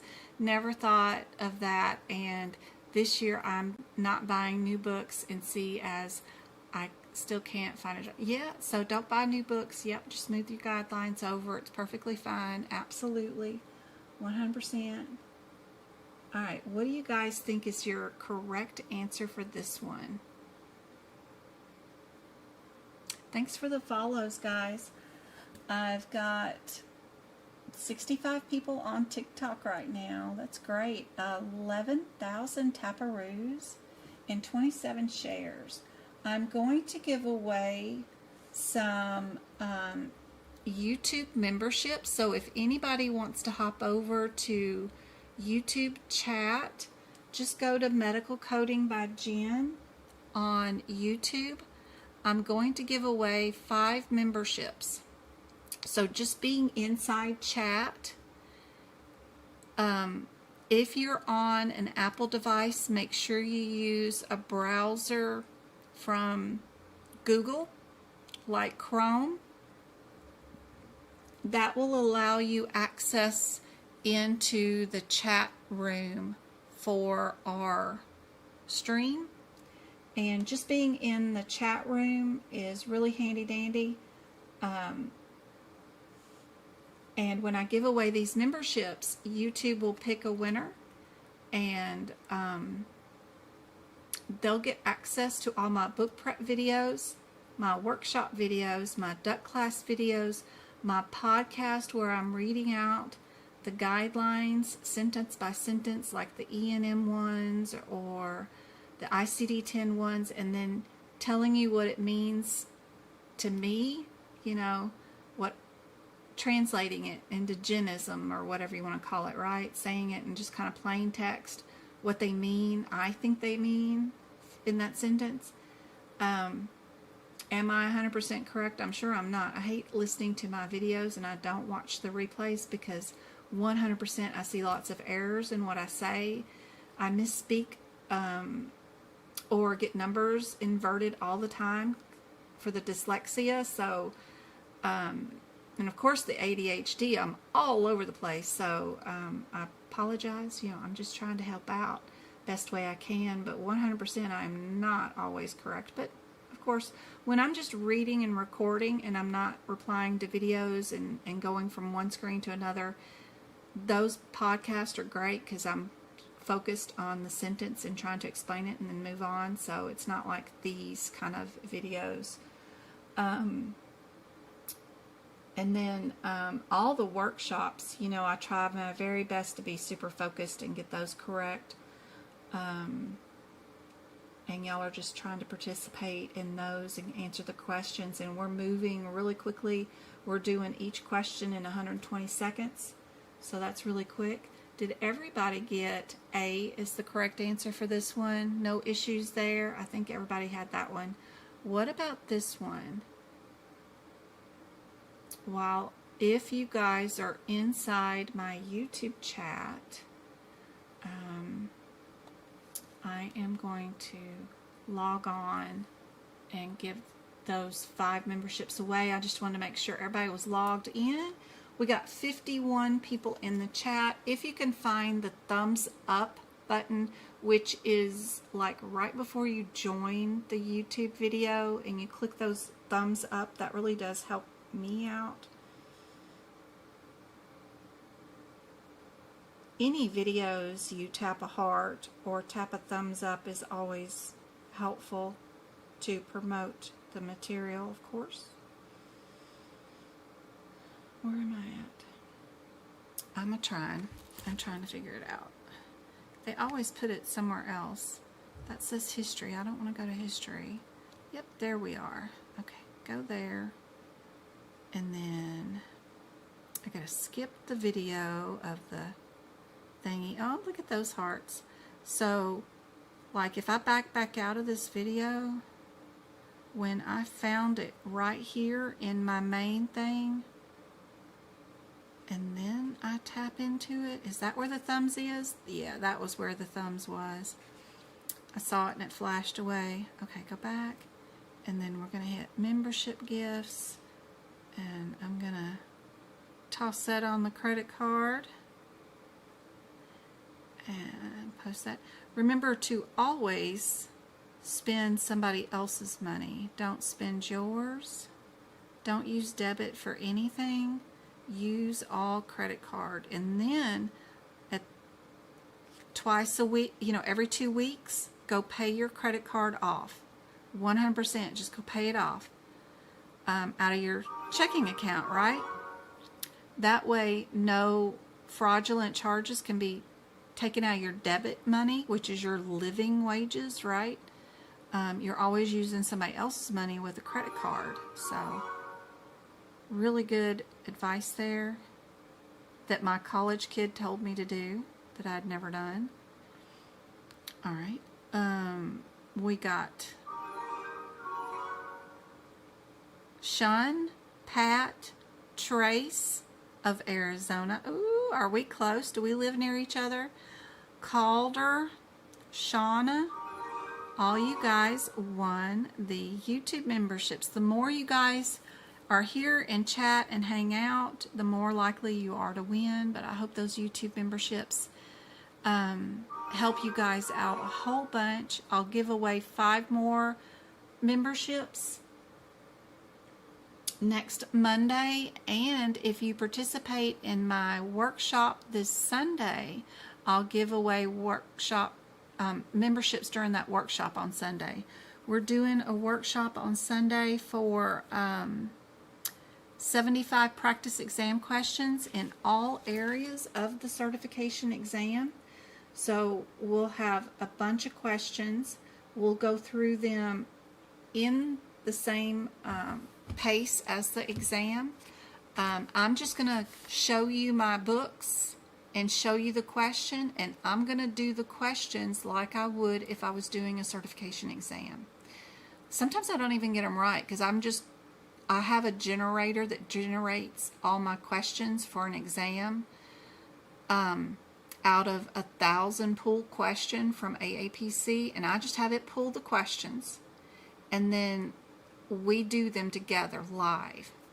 So I'm about like 96% correct, but I'll have the rationales there too, so we'll go over it right after, or at least you'll see the rationale and answer even if I got it wrong, right?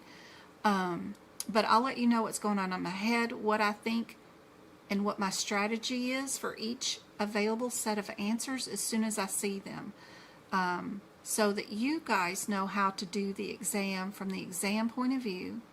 You'll know what strategies I use as soon as I see the available answers and what's going on in my head, and then I'll turn in the book and pages and try to find the answers and try to get the answers right. You guys will participate in your own books. None of us will see the exam questions ahead of time, and then you guys work in the same pace as me and try to find the answers and see if you get it right. And then usually, you know, like if you can get 90% of the questions right, like me, then you know you're ready for the exam. And that's what that mock exam on Sunday will be for. We'll do it 2 p.m. Arizona time zone, and that means right now it is 6:30 Arizona time zone. Ooh, have we already been on for 2 hours? We had a late start though, so pretty close. And then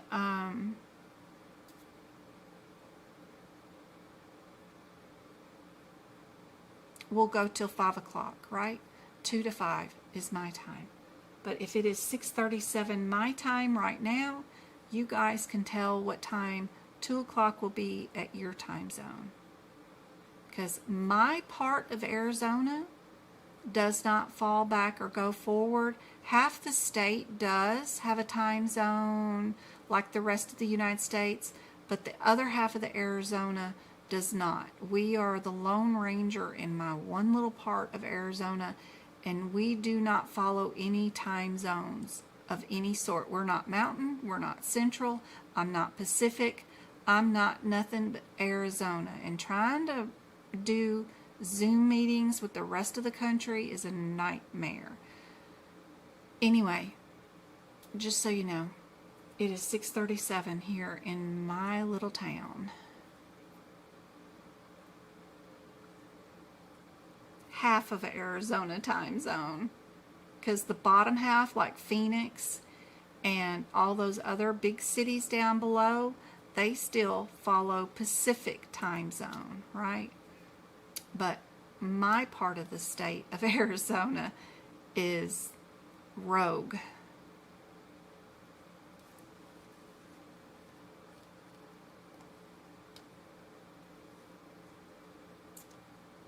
All right, guys, we still got 10 more minutes till 2 hours. So let's see how many questions we can get done in that time. Let's power through them quickly. Everybody saying B on this one? Correct. Good job. These are getting really difficult. These are some of the trickier ones.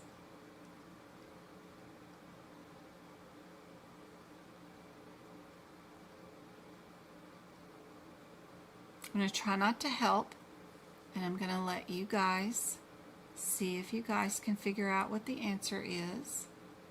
You can either use the process of elimination or not.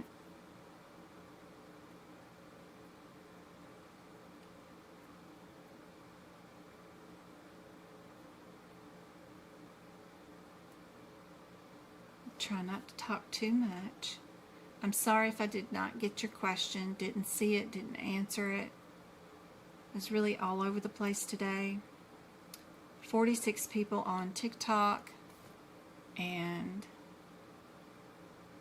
50, I think, on YouTube. It's really cool.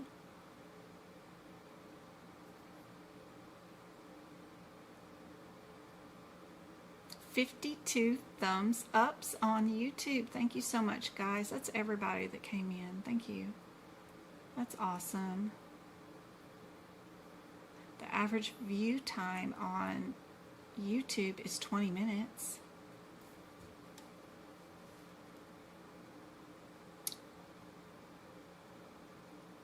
On TikTok, we had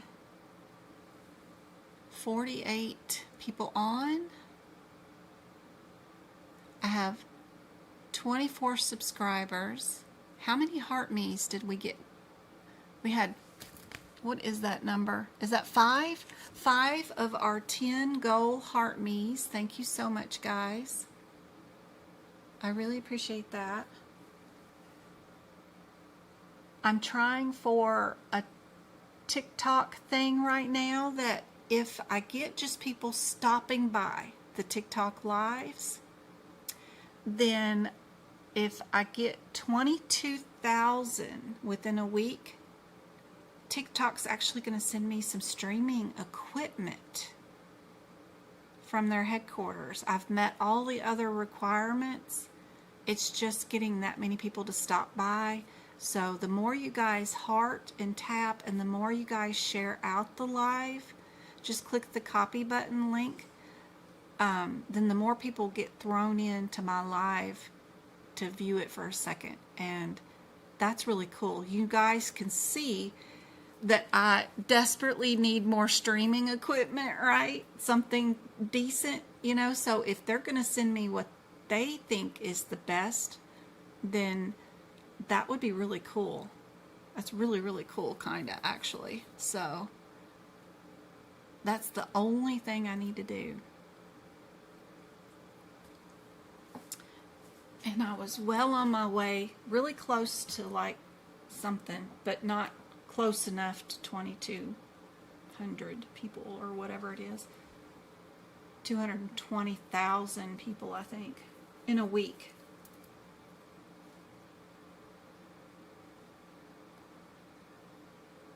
You're in California now, and it's the same as me. Great. That's half the year. Half the year we're the same time zone, and half the year we're not. I used to work remote from home out of Cali, but lived here in Arizona since 2013. I retired in 2024, end of May of 2024, and I do not miss matching up all my meetings with that. We only had one a week meeting, and then I only went in once a year, one day a year for an annual audit. That was it. But still, it's never fun trying to match up time zones when they fluctuate all year long.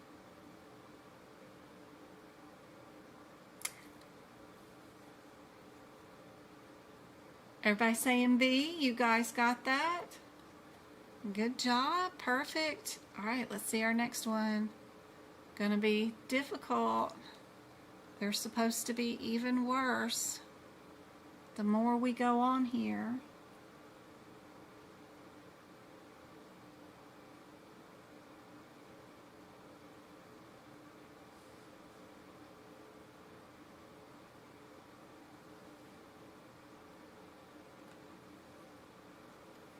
What do you guys think?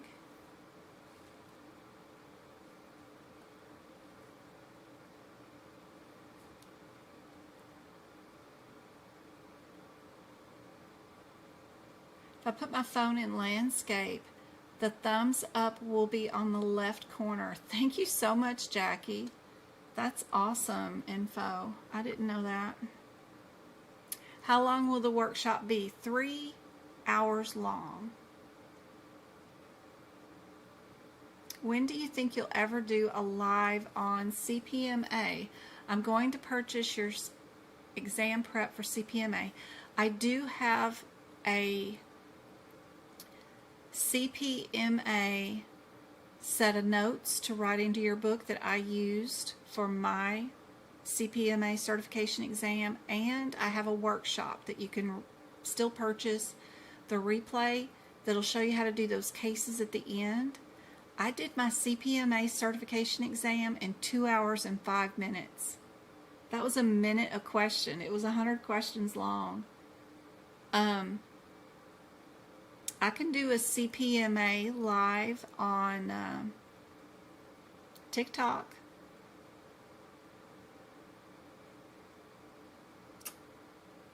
The next one I'm going to do Monday is going to be on CIC, and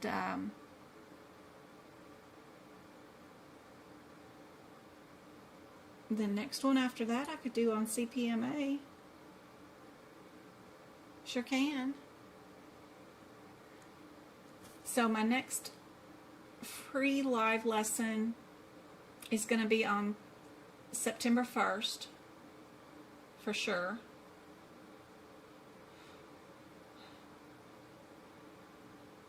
I should be able to go live again on TikTok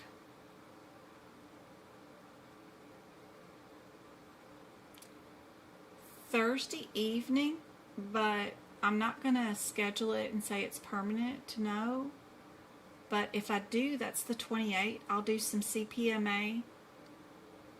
And then, of course, sometime this weekend, Saturday,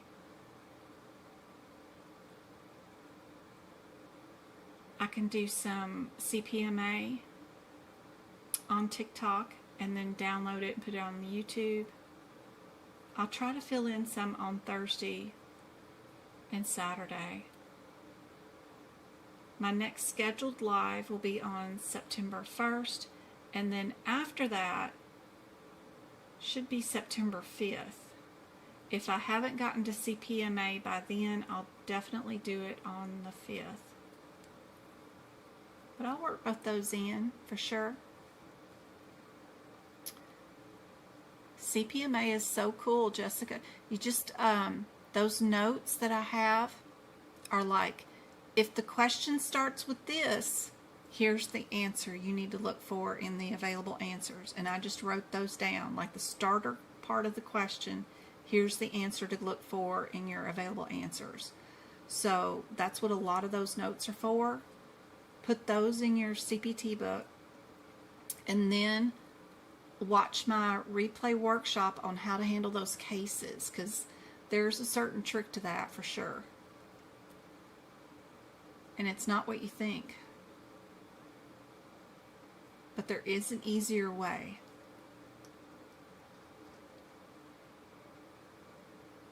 You're welcome. All right. This question, everybody saying B again?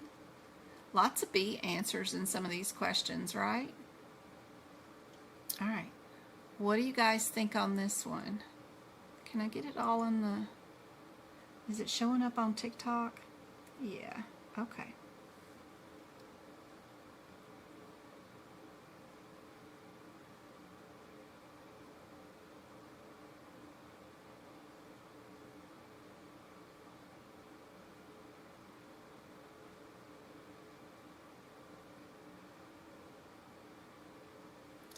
A lot of times with these, I'm trying not to help. I like to count how many diagnosis codes are there in the available answers, and then how many would I need out of that question. I'll try not to help.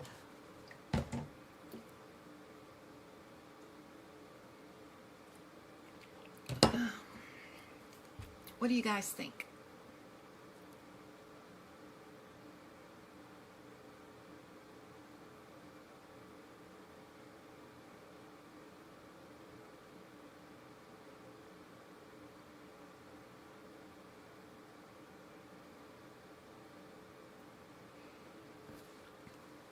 Indeed, it is C. Perfect. Good job. Excellent. These are tougher questions for sure.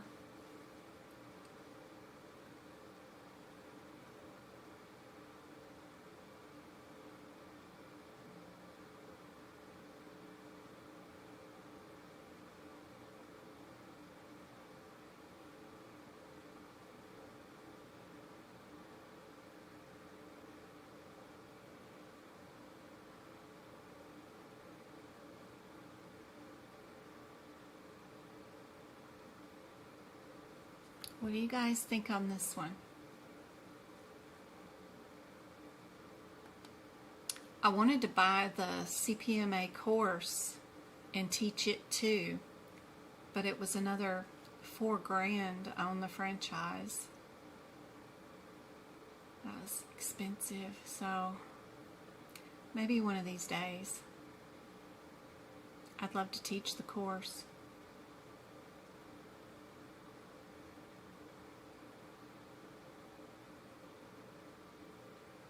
Linman Joy, she's saying it's a sequela event. If you stop off at your T40 and look up the definitions of what A, S, and D mean, that will give you more information to look through the question to see which might be the correct answer. But that definition is only found at the first 3 digits. You can't find it at T40 2x5. It won't be there. So stop at T40.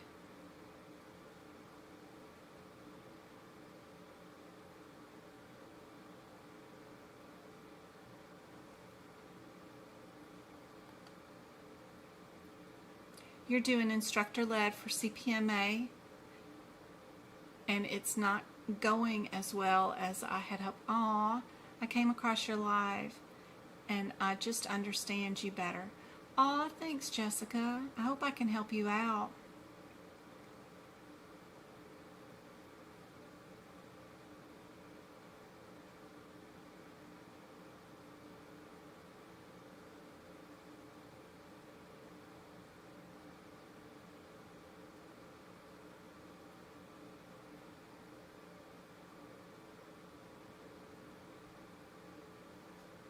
Thanks for the follow, guys. Thanks for tapping the live. Thanks for sharing. Thanks for thumbsing upsies. We got another heart me. We got 6 out of 10. Thank you so much.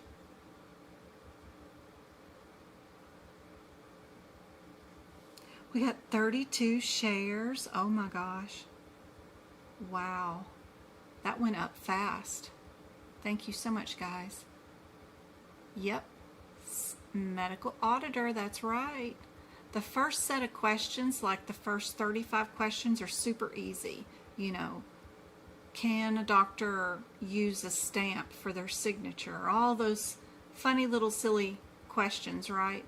But then the last sets of questions, the last 65 questions or whatever there are, they're the chart audits, right? And you got to check what they billed versus what was really done and see if it's right, and you only have 2 minutes per question. Now some of the charts have 3 questions or 4 questions, so you'll have 8 minutes per question, but that's not a lot of time to audit the billing and the chart. So you got to know, like, their key things that they always look for, and then also know what order to do those questions in. Because there's a pattern, there's a way to do it. Makes it much easier.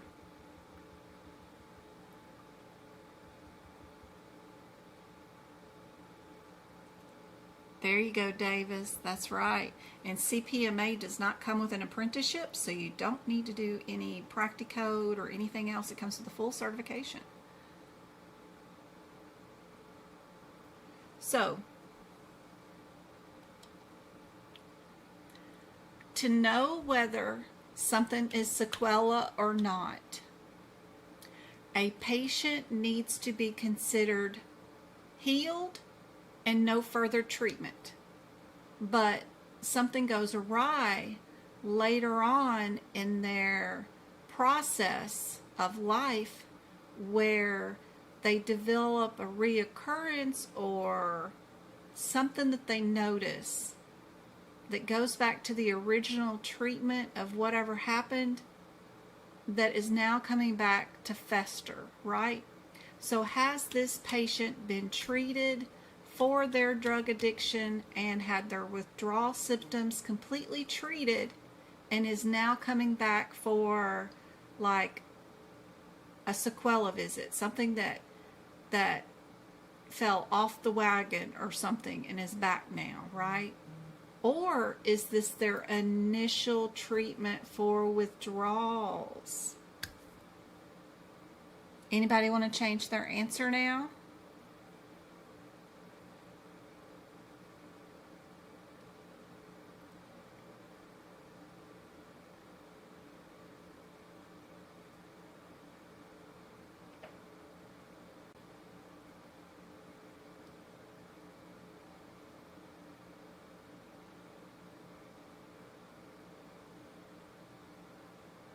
So a patient's diagnosis for today is they have a drug dependency. They are currently having withdrawal symptoms. This is not an S sequela thing. This is a initial treatment. So we will definitely be an A. Now, it's whether we have an F11.1 versus an F11.2. One, the other, or both, right? So F11.10 or 1, just F11.1 is all you really need. F11.1 is opioid abuse, and F11.2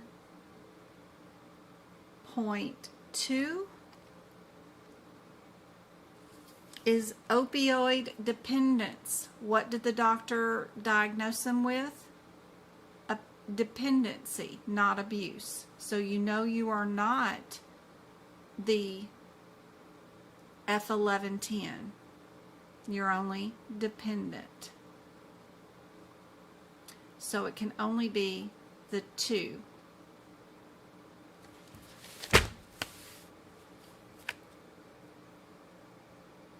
Never second guess yourself. Absolutely. 100% true. All right, we got 3 minutes. We'll do one more question, then I gotta go.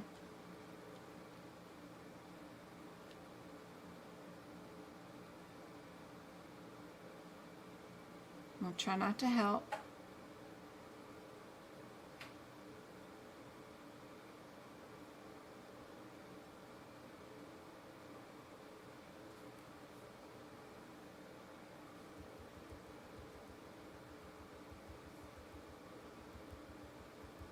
Thank you so much for the 6 heart me's. Thank you for the 66 people that are currently in the live. I hope this is super helpful.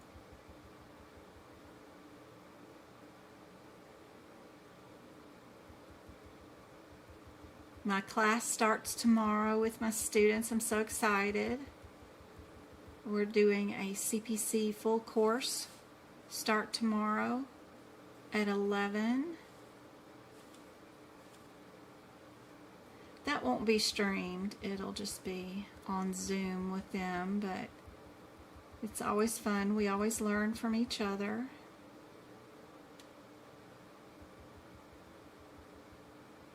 Go-kart's going to be there. Twinkle may even be there. She may be at work, but she may be listening in.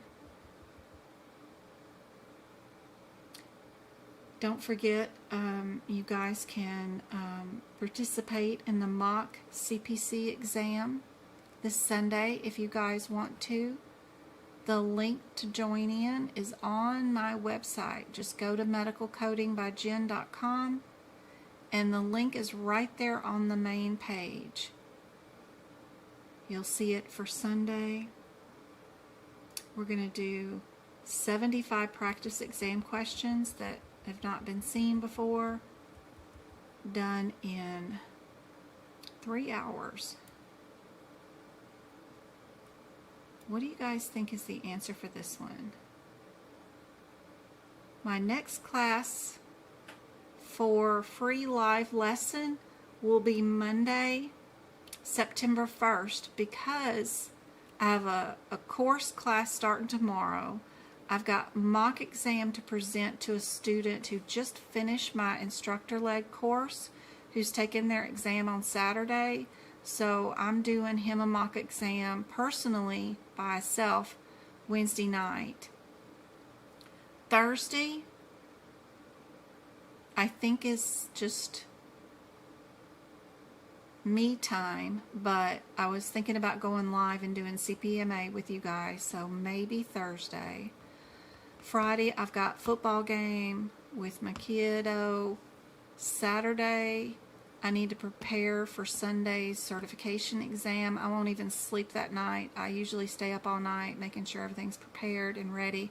The computer is acting right and rebooted and all that stuff, and good to go for Sunday. And then I crash after our workshop on Sunday. But that's my week coming up, guys. Yeah. I never thought that retirement and not working and being, retired would be so busy. Jesus. Currently enrolled in the medical assisting. You want to continue on to coding? My oldest went to NHA and took medical assisting class on that website. That's awesome. I loved medical assistants. I used to hire them not hire them, but yes, I would hire them, but I would let them extern in my clinics that I used to run in California. I used to run 4 clinics, 2 urgent cares, and 2 primary care physicians groups, and I managed all the staff, front desk, back staff, payroll, supplies, equipments, call-outs. If they called out, I would cover their shift or whatever, but I did all of that for several years, and I would hire externs or let them come do their externship in my medical groups to help me do, blood pressures and bring patients back, collect medications and stuff like that into the charts. That's great. I love medical assistants.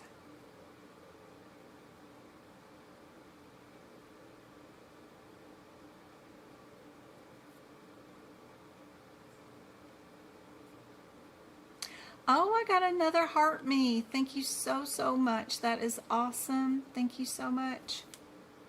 That is great. Yep, you're located in California too. Aw, that's awesome.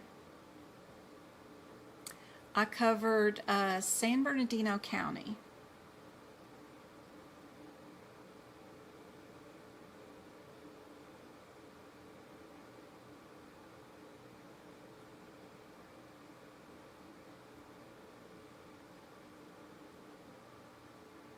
Everybody saying D?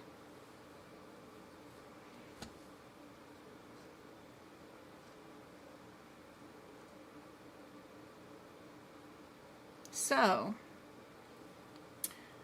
is our patient here today for cancer, primary cancer, or are they here for secondary cancer, which is metastasized, or are they here for endocrine issue, right? So if I look from the bottom up, they've rescheduled their chemotherapy, and today they got intravenous hydration. So what's their issue? It has to be an endocrine issue, right? So I know they're going to be a B or a D, no matter what. Remember, do not do these questions by reading them from the beginning to the end. You will be filled with a bunch of propaganda. You need to find out what you did to the patient today. You don't need none of that history stuff as far as picking out the correct answer. Now, was I a C79 or a C80? Which one goes first? Because the only difference between B and C is the 79 and the 80 orientation in the question. So what are those codes? What's going on in that area? So we'll run to, this is just how I would do the question.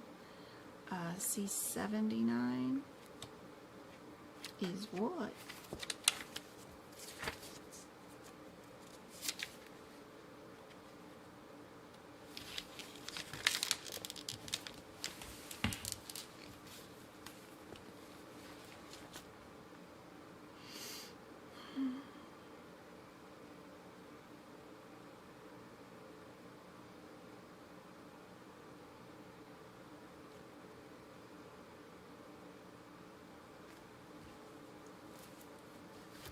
So C79.51 is secondary malignancy of the bone, and then C80.1 is malignancy primary,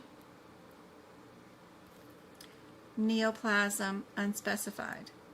What do you think goes first? Malignancy primary or secondary malignancy? In today's scenario, when endocrine goes first for the dehydration, then what would go first? Primary or secondary?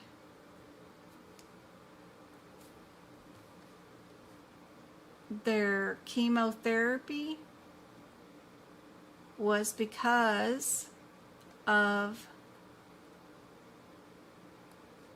primary metastatic bone cancer, but still bone cancer, right? So AAPC just wants to know if you guys know which goes first. What was said first in the exam question?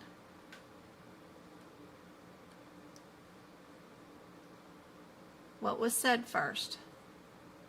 Metastatic. That is secondary cancer, right?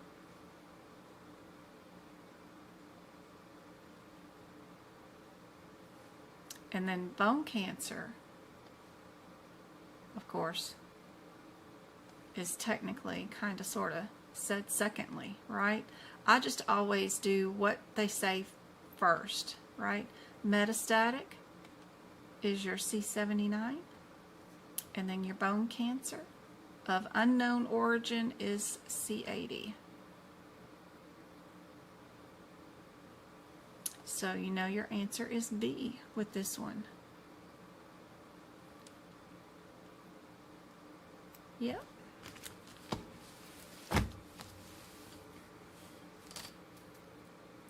Anyway, guys, I hope this was super helpful with you guys. Thank you so much for hanging out with me. We have been live for 2 hours and 20 minutes. Oh my gosh, how did I go over so much? I hope this has been super helpful. I hope to see you back on possibly Thursday, Saturday, and most definitely on Monday. We will be back with 2 more hours of practice exam questions. We're going to do CIC, which is all fill in the blanks. So if you ever wanted to learn how to use and look up a code like a real coder with the indexes, join in on Monday and I'll show you in plain, language and the way I learn, right? I can't read a book or be told fancy words. I have to be shown, okay, this is step 1. Here is step 2. Michael Gibson has become a member. I'll do that for you guys on Monday the 1st, and I hope that is super helpful. Who is that joined the club? April, yay. I hope those replays of all of the workshops, the education classes where I'm going over the chapter exam questions at the end, you get those too with the Medical Coding Club YouTube membership. You get the podcast, you get the workshop replays if they're older than 90 days old. So welcome to the YouTube membership. That's awesome. All right, guys, I hope this is super helpful. Where did you say you could find more help on CPMA? Okay, Trace, so if you go to my website, right? You go to medicalcodingbyjen.com. You go to the menu, and down there at the bottom where it says Jen's Notes, click on that. It'll bring you to this page, and it's got that search bar right there. Just click into it right there, and then type the word CPMA. And it comes up with the 2 items I have for CPMA. One of them is the replay video. If you want to purchase that replay, it shows you how to do the cases at the end of this certification exam, the 65 questions at the end that are all patient charts and billing that you have to audit. That's what that video goes over. I did it for another educator. There was a CPC instructor who had taken the CPMA exam, certification exam, like 6 times, and she couldn't pass. She couldn't figure out why. Because she didn't have a strategy how to attack those practice questions at the end that are the chart audits, and I showed her my strategy. So I made that video for her, for an instructor, so that's the replay you get. And then the second thing that I have right there is PDFs that you can download that were actually my real notes that I wrote in my CPT book that I used to pass the exam. The replay is a PDF piece of paper that you instantly download, and it's got the URL replay link that you type into the URL, and then when you type that into the URL, it takes you to the YouTube video, and then you can replay it and stop it, pause it, and replay it as much as you want. That URL is not changing, it's staying the same, so it's a forever replay on that one. Okay, so that's where those are at. So I hope that is super helpful for you guys. You want to learn the process of elimination. It takes a lot of practice. It does. Learn some strategies on how to attack the questions the fastest, the most efficient way possible by going straight to the answers, dividing your answers by just your first answer, right? Like this one's got 3 answers in it. Only look at the first code. Only look at the first code, right? Your difference right here, super quick, is am I in the R section or am I in the T section? Learn how to look from the bottom up and see, am I going to use a diagnosis for the reason why they came out their door today to be seen? Is it a T code or is it an R code? Learn that.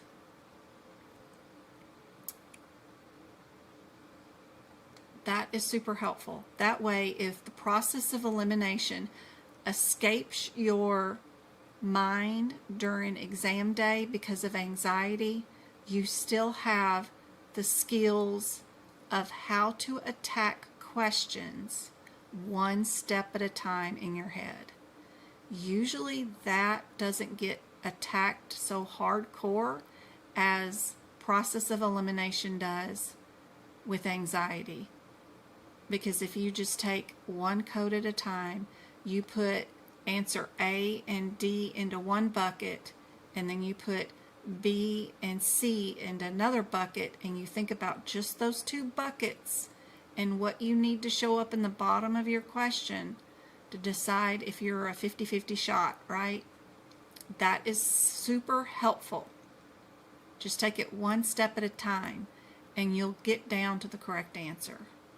Anyway, that is handy to know. I love teaching the process of elimination, but if you're in a hurry and you only have 4 weeks or something before your exam, then you really don't have a lot of time to learn the whole process of elimination. You can learn my stuff like avoid the nines and look for similarities, but really you need a good 12 weeks or so to really learn and practice that process of elimination, to get comfortable with it so that it won't escape you on exam day when you panic. All right, anyway, love you guys. I hope this was super helpful. Medical terminology, you don't need to memorize anything. All you need to do is go to your CPT book, and you need to go to the anatomy pages.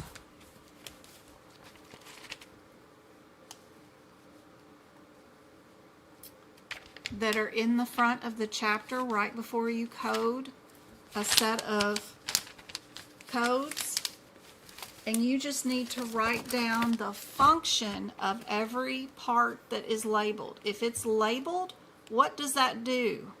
What does the ciliary body do? It holds the lens in place. Go do that for every anatomy picture, and that's all you need. All right, I gotta go. My throat is on fire. I gotta go get some tea. Love you guys. I'll see you guys later. If this is helpful, please, please, please like and share all the videos. That'd be great. All right.